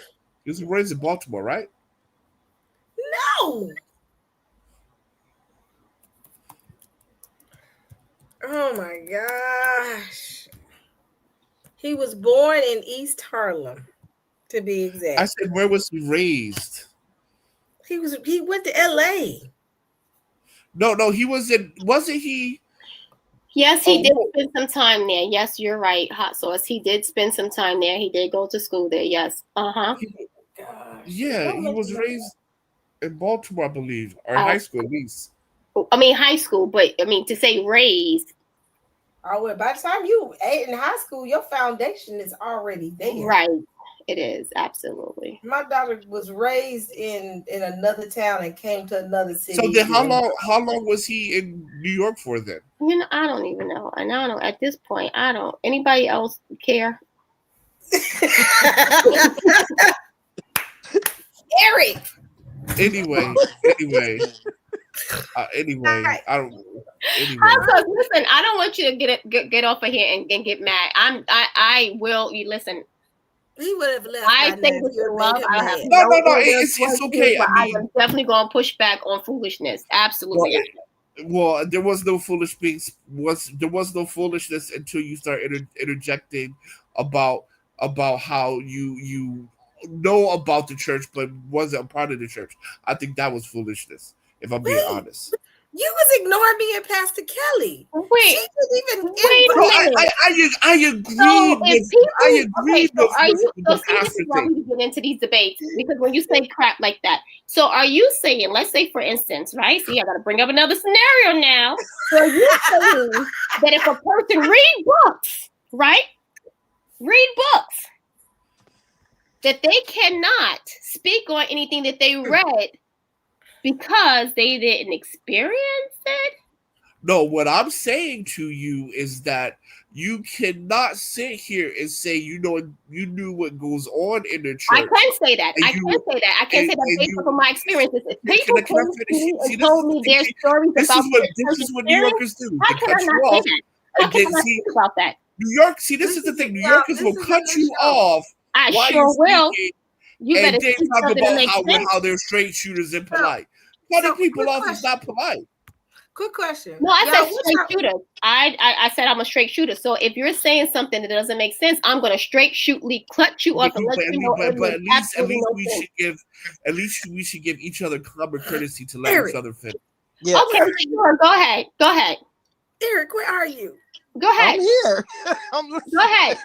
You So- wouldn't say that I don't have no experience in the church, therefore I can't speak about it, right? So you're speculating all these things. No, and I then didn't you just speculate. go I told you what I knew from my own experience and and what then other you people would in the just church. and then So- you just Okay, so now, but you have to speculate if you're going to say. how is that Major- speculation? Please bring up a Well, dictionary for this boy. I'm gonna say if you allow me to get more than 3 words in. I'm saying you're speculating because if you're going to sit here and say majority of women were getting pregnant inside your churches, then that's speculation on your part. Wait, please Especially say it correctly. because you Am weren't I even a part of saying the that the Christian majority of women getting pregnant in churches, or did I say that the majority of women getting pregnant in churches was by people in the church? See, please be clear on what you're saying. Either way, it's speculation. So again, See, you just want to argue to argue. If I You tell just you want to something argue. that I know I'm not going to from entertain my it. You just like to experience, argue that's for arguing. speculation. All right. Hold on. You just want to argue to Hold argue. I on. don't. Everybody. I'm telling everybody go to their You corner. want the bell up? Somebody said best channel on YouTube. Oh, that's Chain. Oh. I don't be understanding. Like, come on now.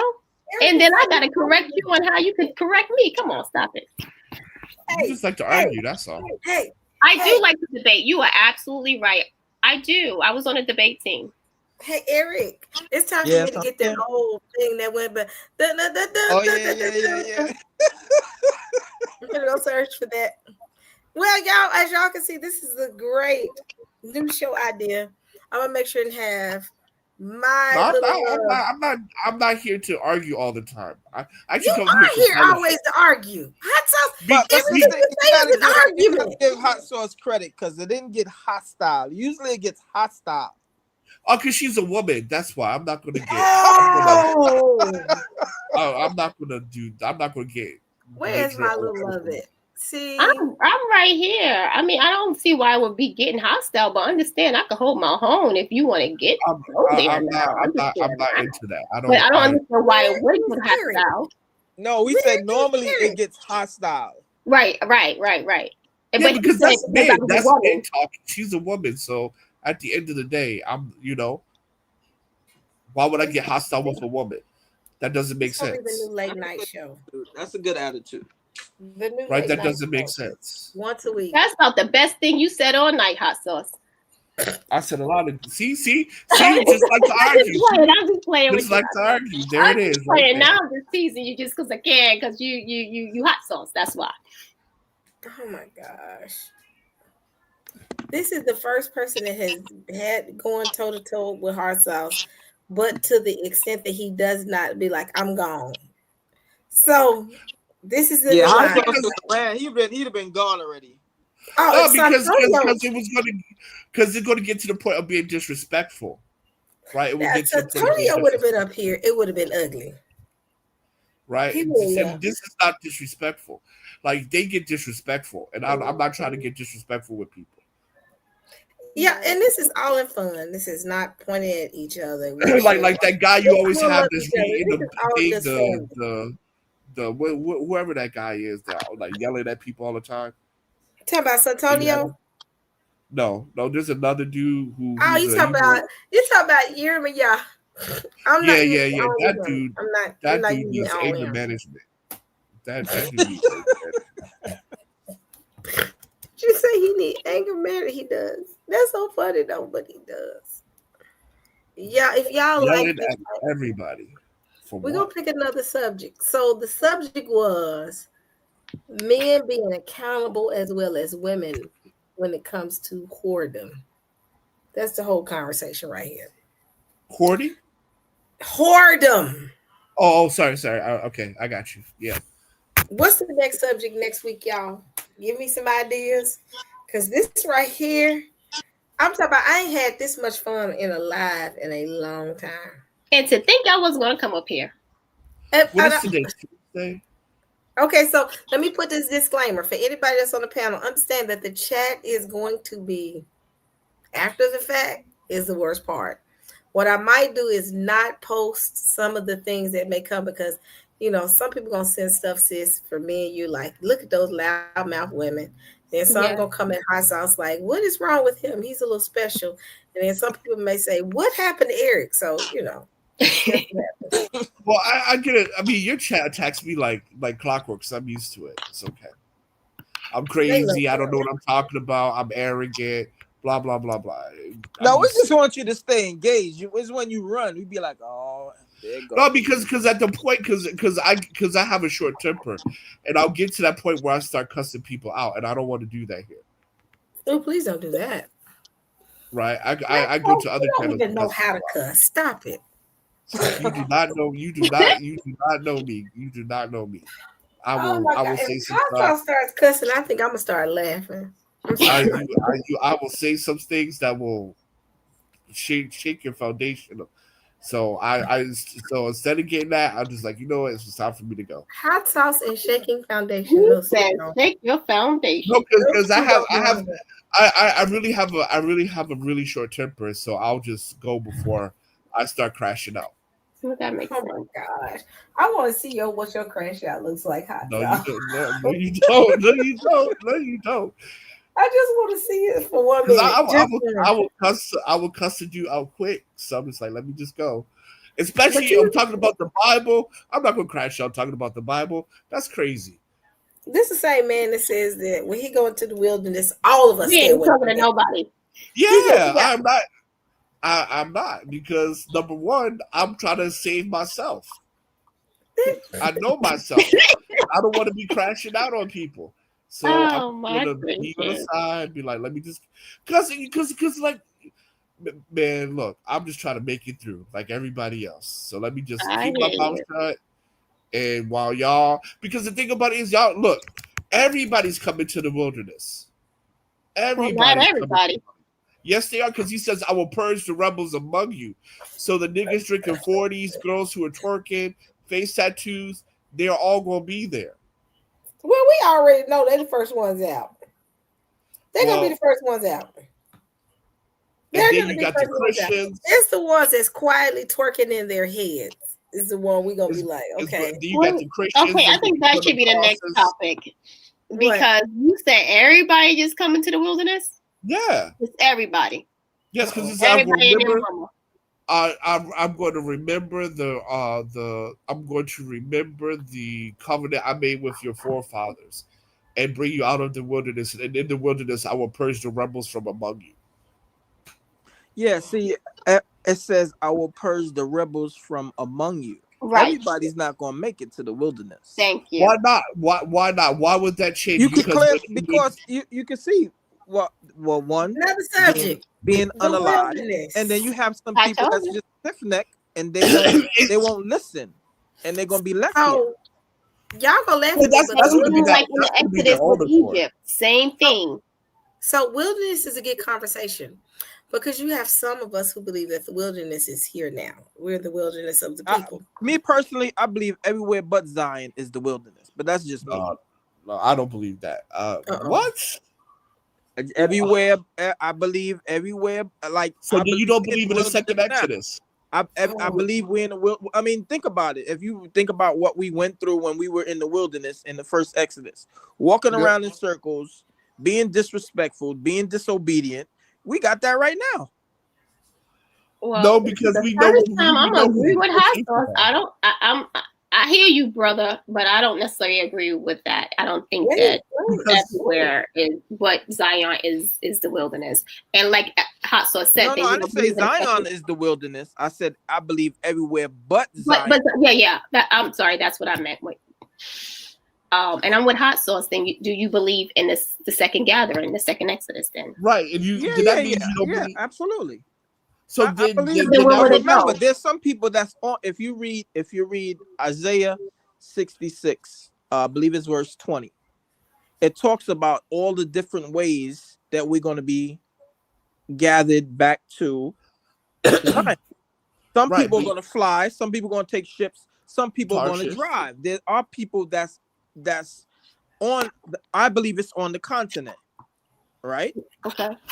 And there are that's a different good ways. topic too. Where's Israel? Well, it's definitely. Well, listen. If you read the scriptures and study it well, you cannot picture it being anywhere but on the continent. I don't know, Now, man. we're I'm pinpointing gonna say saying I it's don't right know. here, it's right here. We won't know until it's all said and done, and Yeshua is standing before us. Well, you But know, y'all up know. until that, I absolutely believe it's on the continent. The thing is, I don't niggas know, say- man. I don't know. I don't 100% agree with West Africa. I believe that the whole of East, Africa, it has to be East Well, Africa. He said continent. including I think- Israel. I think Israel, Genesis. actually, if it was not for this, was it Suez Canal, Israel be connected to Africa. But if you read the beginning of Genesis, No, I don't it believe talks it's about how one of the rivers compasses the whole land of Ethiopia. You can only understand, or if you have any kind of common sense, Yeah, it's that Nile. has It has to be the Nile Africa. River. Right. Nile But River. I don't think it's West Africa. I don't think it's West No, Africa it's nor South East. Africa. It has to be East and Central Africa, I because really even believe when it's more east. even when you read the accounts of slavery in some of the books about slavery, like Daughter of the Trade is a good book about slavery. They all tell you that the West Africans went into Central and East African and sold those people into slavery. They didn't sell their own. So like their books like Daughters of the Trade and other books like that, they talked about like how they sold, like it was actually teenagers that they sold into slavery, not so much grown adults. It was I actually honestly teenagers. believe I believe you're right. And children. Hot sauce, and I And children. honestly believe it was Hamites, not Shemites. Right. that sold us. And Right. I believe when the scripture says when the time of the Gentiles, Be fulfilled. right, and also the Amorites. I believe the Amorites are the Africans. If you go back and you read the genealogy, the Amorites come from Ham. And just like they're on the continent now, selling out our people, selling out our resources, and That's doing facts. all that That's kind of facts. stuff, That's facts. they're going to be wiped out. They're going to be removed, and their time is just about up. If you notice how things are changing on the continent, those leaders are being removed. I believe that's the Most High doing it. What about Dan? Y'all, we gotta have a deeper conversation. What about Dan? How did Dan have a? I'm gonna go right. Yeah. Well, Dan was wiped out. Not wiped out. Excuse me. Dan is not part of the Revelations Yeah, 12. they're blotted out. They're blotted out. But Yeah. did Dan have a hand in the judgment, far as because they said that they? I think the prophecy deals with Dan being a part of the judgment. So is Dan? Do y'all think that Dan possibly had a hand in helping? Yes. the Hamites? Like the Dahomey tribe is definitely Dan. Danites. Yeah, the Dahomey tribe is definitely Danites. I do think that they did probably have a hand. And the Dahomey tribe was especially when you read some of Eldad Hadani, the Danite, what he said was some of his things. And I don't know if it's true or not, but some of the things that I was reading going down a rabbit hole, it was kind of crazy. But the thing about it is this is like I don't like African leaders. They're too small in the whole thing of like the till the time of the what till the Gentiles be fulfilled. Right? I'm quoting that wrong. I know I'm quoting wrong. No, another good one. Who are the Gentiles? Are they the northern tribe? Woo! No, but hold on. No, where it says like, it says to the time of the Amorites be fulfilled, or does it say the? I believe those two scriptures coincide. Repeat those scriptures for me again, Genesis 15:13, where it talks about to the time of the Amorites be fulfilled, and then Luke 21 when it talks about the time of the Gentiles. Gentiles, right? I believe those are two different nations, but they're collaborators. They're confederate. Right. Yes, so I would say Psalm 83 working together against us. So Amorites would be Hamites, and the Gentiles would be Europeans, white Europeans. But the thing is, that's why I say be very careful with the conversation of Africa, because you got to realize a lot of those leaders that are in place are part of that group that sold us. People forget about that. Exactly. Yes. Oh no, that's facts. That's facts. People forget. Wait, so back to Hasso said. So wait, did you say that the white people were the? I Gentiles? believe that the Amorites is what the brothers say are Africans or Hamites, and I believe that Gentiles are Europeans and Asians. Mm. That's a good conversation. I like conversation like this. Y'all got to help me keep going though, because y'all know me. I would get in the back cave and be gone for the next 2 months, and then come back and say, "Hey, y'all." No, but that's important because we're getting a lot of information that's saying that where's Israel. Some people say it's in Ethiopia. Some people say it's the land where they're at right now. I don't know. I particularly don't know, but I think Africa to me makes more sense than for it to be there. And then another thing is, it's just like okay, like the whole thing about the 400 years, right? And talk about okay, well, slavery didn't start in 1619. Slavery most likely started in like 1630 or maybe even as late as 1666. Wait. No, actually, slavery started before then. It's in the fifth. No, I mean for the Americas, for America. Oh, okay, for the Americas. For America. Slavery started even way before that. With the Spanish Inquisition started way before they touched ground. I'm talking about America for USA. Well, you got to look into That's another thing. I wonder. I don't mean to cut you off. I'm sorry. I wonder. Go ahead. Okay, because it says 400 years, right? Right. And the scripture says that nation I will judge. Now, personally, I believe it's really been longer than 400 years. But if you refer to as that nation, we still have another 160, 130, 135 years to go for it to be from what is it? 1619. What was it? 1776 was 200 years, right? No. We're at.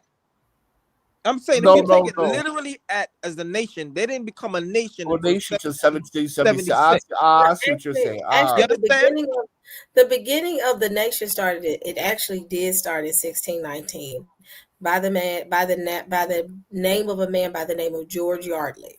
Okay, George Yardley was the very first what we consider to be the governor, and when they first decided to make Virginia a colony. If you know anything about the building and the foundation of what that's we consider true. The 13 colonies did exist already. That's true. The foundation of what we consider to be the Constitution, it started with this framework. Because right after they built that framework, what was considered to be the laws, because it was like July of 1619. In August, the first slave ship came, and even history tell you that was his defining moment to define what slavery meant, and that was how the beginning happened. Even though those slaves were later freed, that still started the foundation of what we consider to be the foundation of that nation, which is 1619. But the system, I don't know if that counts because number one, that was kind of an accident, and number two, the system. What was an accident? Because they were supposed to. About white line and being on deck. Yeah, they weren't supposed. They were being chased by pirates and stuff like that. They weren't. But that was the hand of God. Realize that was the hand of the Most High. It's not an accident. But systematically, when they started institutional chattel slavery, was somewhere between 2026 and 1666. From my research, what when they started to actually ship people to the Americas. No, that was the first that was shipped over into the Americas. That wasn't intentional. When they start intentionally, nothing was intentional. No, because they were already the slave trade already existed in the Caribbean at that time. But you got to realize he's talking about that nation. That nation. But we're not. Listen. Okay, go ahead. I'm sorry. I believe when it says that nation, I believe it's definitely talking about the United States. The United States nation, right? Exactly. It's right. Because the Caribbeans wasn't under the United States; they were under Spain and Portugal. But you got to realize the foundation. This is the only country that their foundation. One of the many countries. Most of these empires, like the Babylonian, Syria, and all of them. Their backbone and their foundation of becoming a thriving empire was due what? To Israel, being captivity, slavery. Every single one of those within those empires, when you think about Daniel, all of them had a connection to where from Babylon to Assyria to the Medes and the Persian, all of them had Israel in captivity, but they were a great nation. Right. Not to say other outskirts that there were other nations that probably had some form of captivity, but we're talking about great nations Right. that came the about. number one guy, the number one So- spot. Right. It's always been the number one guy. But when you look at how our nation was built, when you look at the history, and the only reason I'm saying this, and Hot Sauce, I'm gonna shut up and let you talk. Y'all better be glad I ain't working right now, and I can stay up a little bit later. But when y'all look at how can I put it? So when you look at how the United States had tried to start to formulate prior to slave trade, and I learned this when I was living in Washington, that y'all heard about the stories of when the colonizers came over here, they gave them free land, but they couldn't cultivate the land. Right. They were dying. The Native Americans had started actually messing these colonizers up because they started doing things like pushing or putting barricades where the good filtered water couldn't go over into where the colonizers were, and started giving them the water that was toxic, that had feces. But that was after. I'm gonna cut you off. But no, that was before. That was after the Europeans was breaking treaties with the indigenous. In other words, when they would give them gold, right? That was They would before steal the gold back, and that then, was before. I'm sorry. Go ahead, Eric. I'm sorry. No, I was saying they would give them gold, right? They would trade for gold. The Europeans would steal the gold back and play like they didn't know what was going on, like what happened when the indigenous found out they was really stealing the gold back. That's when the Europeans do what they normally do, go scorch earth. That's when they started killing off the indigenous and taking the land and taking the gold and all the resources. You understand? I understand, but with most of that, before George Yardley instituted what he considered to be the Constitution, and before the slaves came, which in 1619, the Native Americans was fighting back by cutting off access to like clean water, not teaching the colonizer how to cultivate the land, because the land here was a little bit different. No, I agree with you. I'm just, what I was saying is they started doing that after they saw that they was being mistreated. When they first, when the Europeans first came over there, the indigenous people was helping them, teaching them how to cultivate the land. Yep. And do you they realize was being friendly towards them until they found out how treacherous they was? Yes, Eric, you're right. Let me shut up because you are right. They did not realize how treacherous they were. But do you realize, Eric, that when they started cutting off that stuff, and because there were colonizers that still was interacting with England, and what transpired was they were going to England to get their food supply and bringing it back to the U.S. because the people didn't know how to cultivate the land. So they had sent. What they was bringing back when they was with that food? Smallpox and blankets and all kinds of bring stuff. back many diseases with it. Yes. Now we're dealing with the colonizer right now. I want to stay on the colonizer. So what happened was the diplomats within those different, including I think George Yardley as well, they went back to England to get supplies. And they left their people here thinking that their people can manage U.S. land. These people were dying. They were cannibalizing. They were down. These people were so hungry, they were eating their leather belts and leather shoes. Y'all remember back in the day when they used to play the Three Stooges and they used to joke and they would cook the shoe? Yes. It stemmed back from that because they couldn't eat. They didn't have no food. And by the time the colonizer, and not colonizer, but some of the diplomats, including George Yardley, came back to the U.S. after they went to England to get supplies, they had been decimated because they didn't understand the land. They didn't have good water. People were dying off. So George Yardley automatically said, bing, we don't know how to do this. We don't know how to cultivate the land. And what we're going to do is, one, let's build a constitution, because they was fighting amongst each other within Virginia. And they built their first foundation, that constitution. A part of that constitution, they started bringing the first set of slaves over here to help them, teach them how to cultivate the land. Because when you look at the slaves, I think the majority of those slaves came from Angola. Those slaves understood how to cultivate land.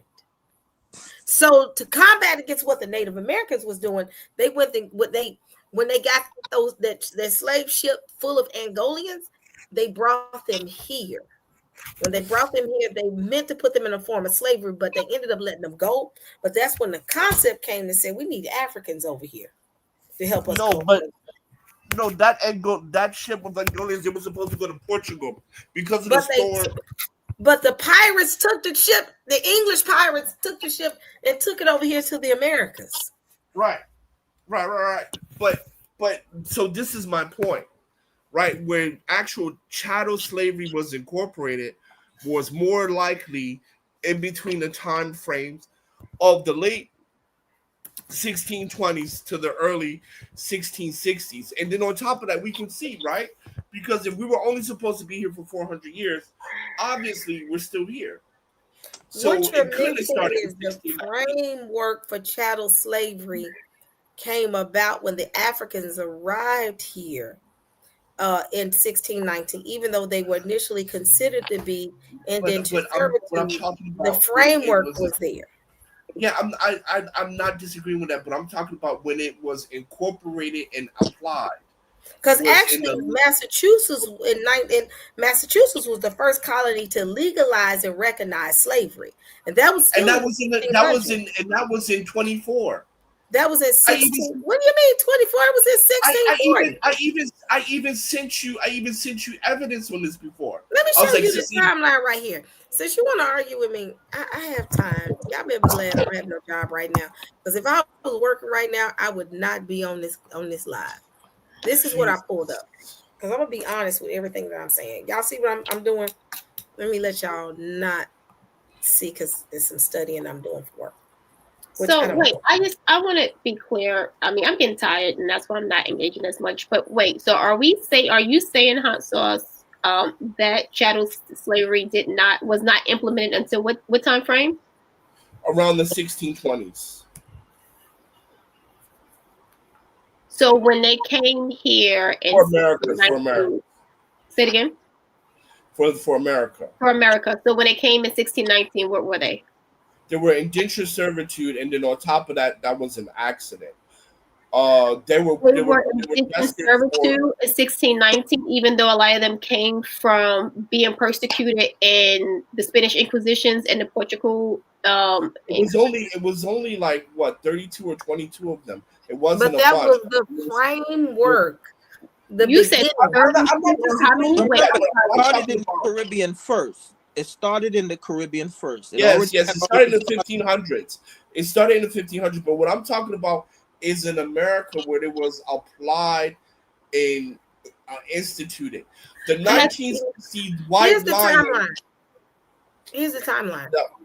So I guess I can't say anything. Go ahead, Hot Sauce. I'm sorry. I'm so sorry. That was an accident. That wasn't not an accident when you know that the Most High had. Yeah, I have an issue with the whole accident thing when we know that the curses was brought onto us by the Most High. And another thing I have an issue with is that when you bring somebody over here and change, and then we say, oh no, it wasn't slavery, it wasn't chattel slavery, it was just indentured servitude, it was against their will, and it all happened way before that time frame. And they were free. They were also free. You can even see here. So in 1960 is where 1640. Sorry, 1640. In 1960, the white line was going on the path to Portugal. 1619. And the pirates in 1619, and the pirates cut it off. That wasn't intentional. That was intentional with the Most High. We're talking about prophecy. Let me shut up. Go ahead. That's speculation. But what we know, according to the since we like using that word so much, that's speculation. But what we do know is, number one, that ship was designed to go to Portugal. Number two, the pirates cut that off. Number three, we don't see them shipping people from the slave coast again until about 15 to 20 years later, which I'm trying to pull up now. So why would they call this the timeline of chattel slavery? Well, I mean, obviously it's not fitting the Most High's timeline, or we would have been gone. What? Okay, yeah, we're gonna 2019. that's the subject. That's 400 years. It's getting late for this. Maybe you should have this one next time because now it's getting extra late. Yeah, and I'm confused about this. I am really confused. 2019 would have been 400 years, right? According to 1619. We can go to bed. Hot sauce. Well, let's just say that's the recognized date. We can always all agree that that's the recognized date. Sure, but that's not. I don't think that is the date given to us. Fine, but I don't think that's the date of. And think about it. It really wouldn't. It really doesn't. Not to say it don't matter, but if you remember when we came out of the wilderness, right? For being for 400 years traveling because of disobedience, we didn't go right into Zion right after that. If you go back and you look and read it, it says on the 11th month, I forget of the 10th day, I forget, I have to go back and check, is when the Most High told Joshua, you've been in this wilderness long enough. Now it's time to move on.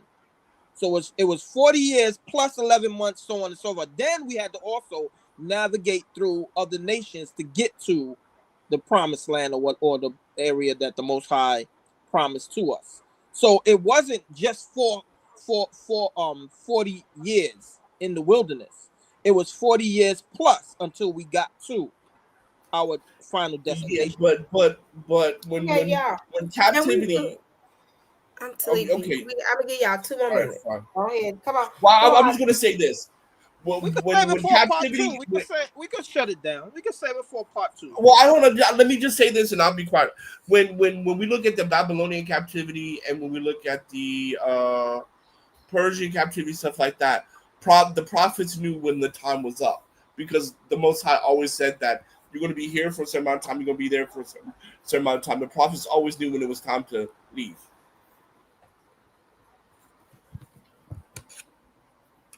Okay, so what we're gonna do is we're gonna talk about this to start. I think this is a good conversation. Y'all make me do this. Y'all know me. I will be in my room saying, okay, should I do a live? I want us to reconvene this conversation of the timeline of the 400 years.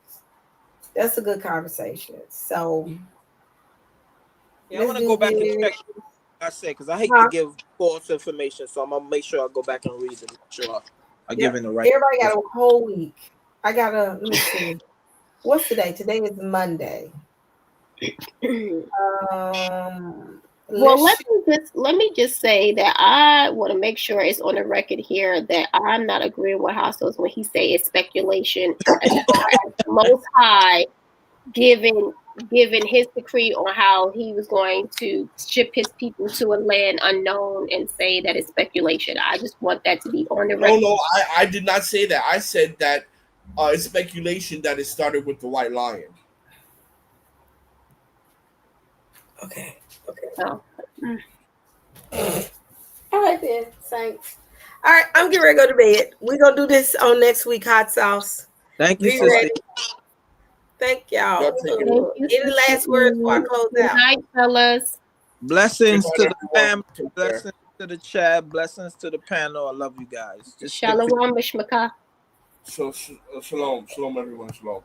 Goodbye. Shalom, Mishmaka. Okay, I said it wrong, but hey, y'all should go to bed.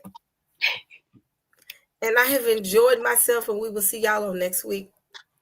I need my little love and Hot Sauce and Eric on here. And whoever else want to join, when was the start of the 400 years? Oh, that's a good one. All right, family, I thank y'all so much for joining me. I will see y'all on next week. I'm going to try hard. Everybody make me do it. Everybody pray that the Most High gives me the energy to do this.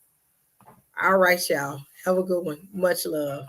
All different type of information every week. Let me speak. If you subscribe, we're going deep. Love Talk, Sister E. God's Work, Sister E. Charity, Sister E. Let's talk with Sister E.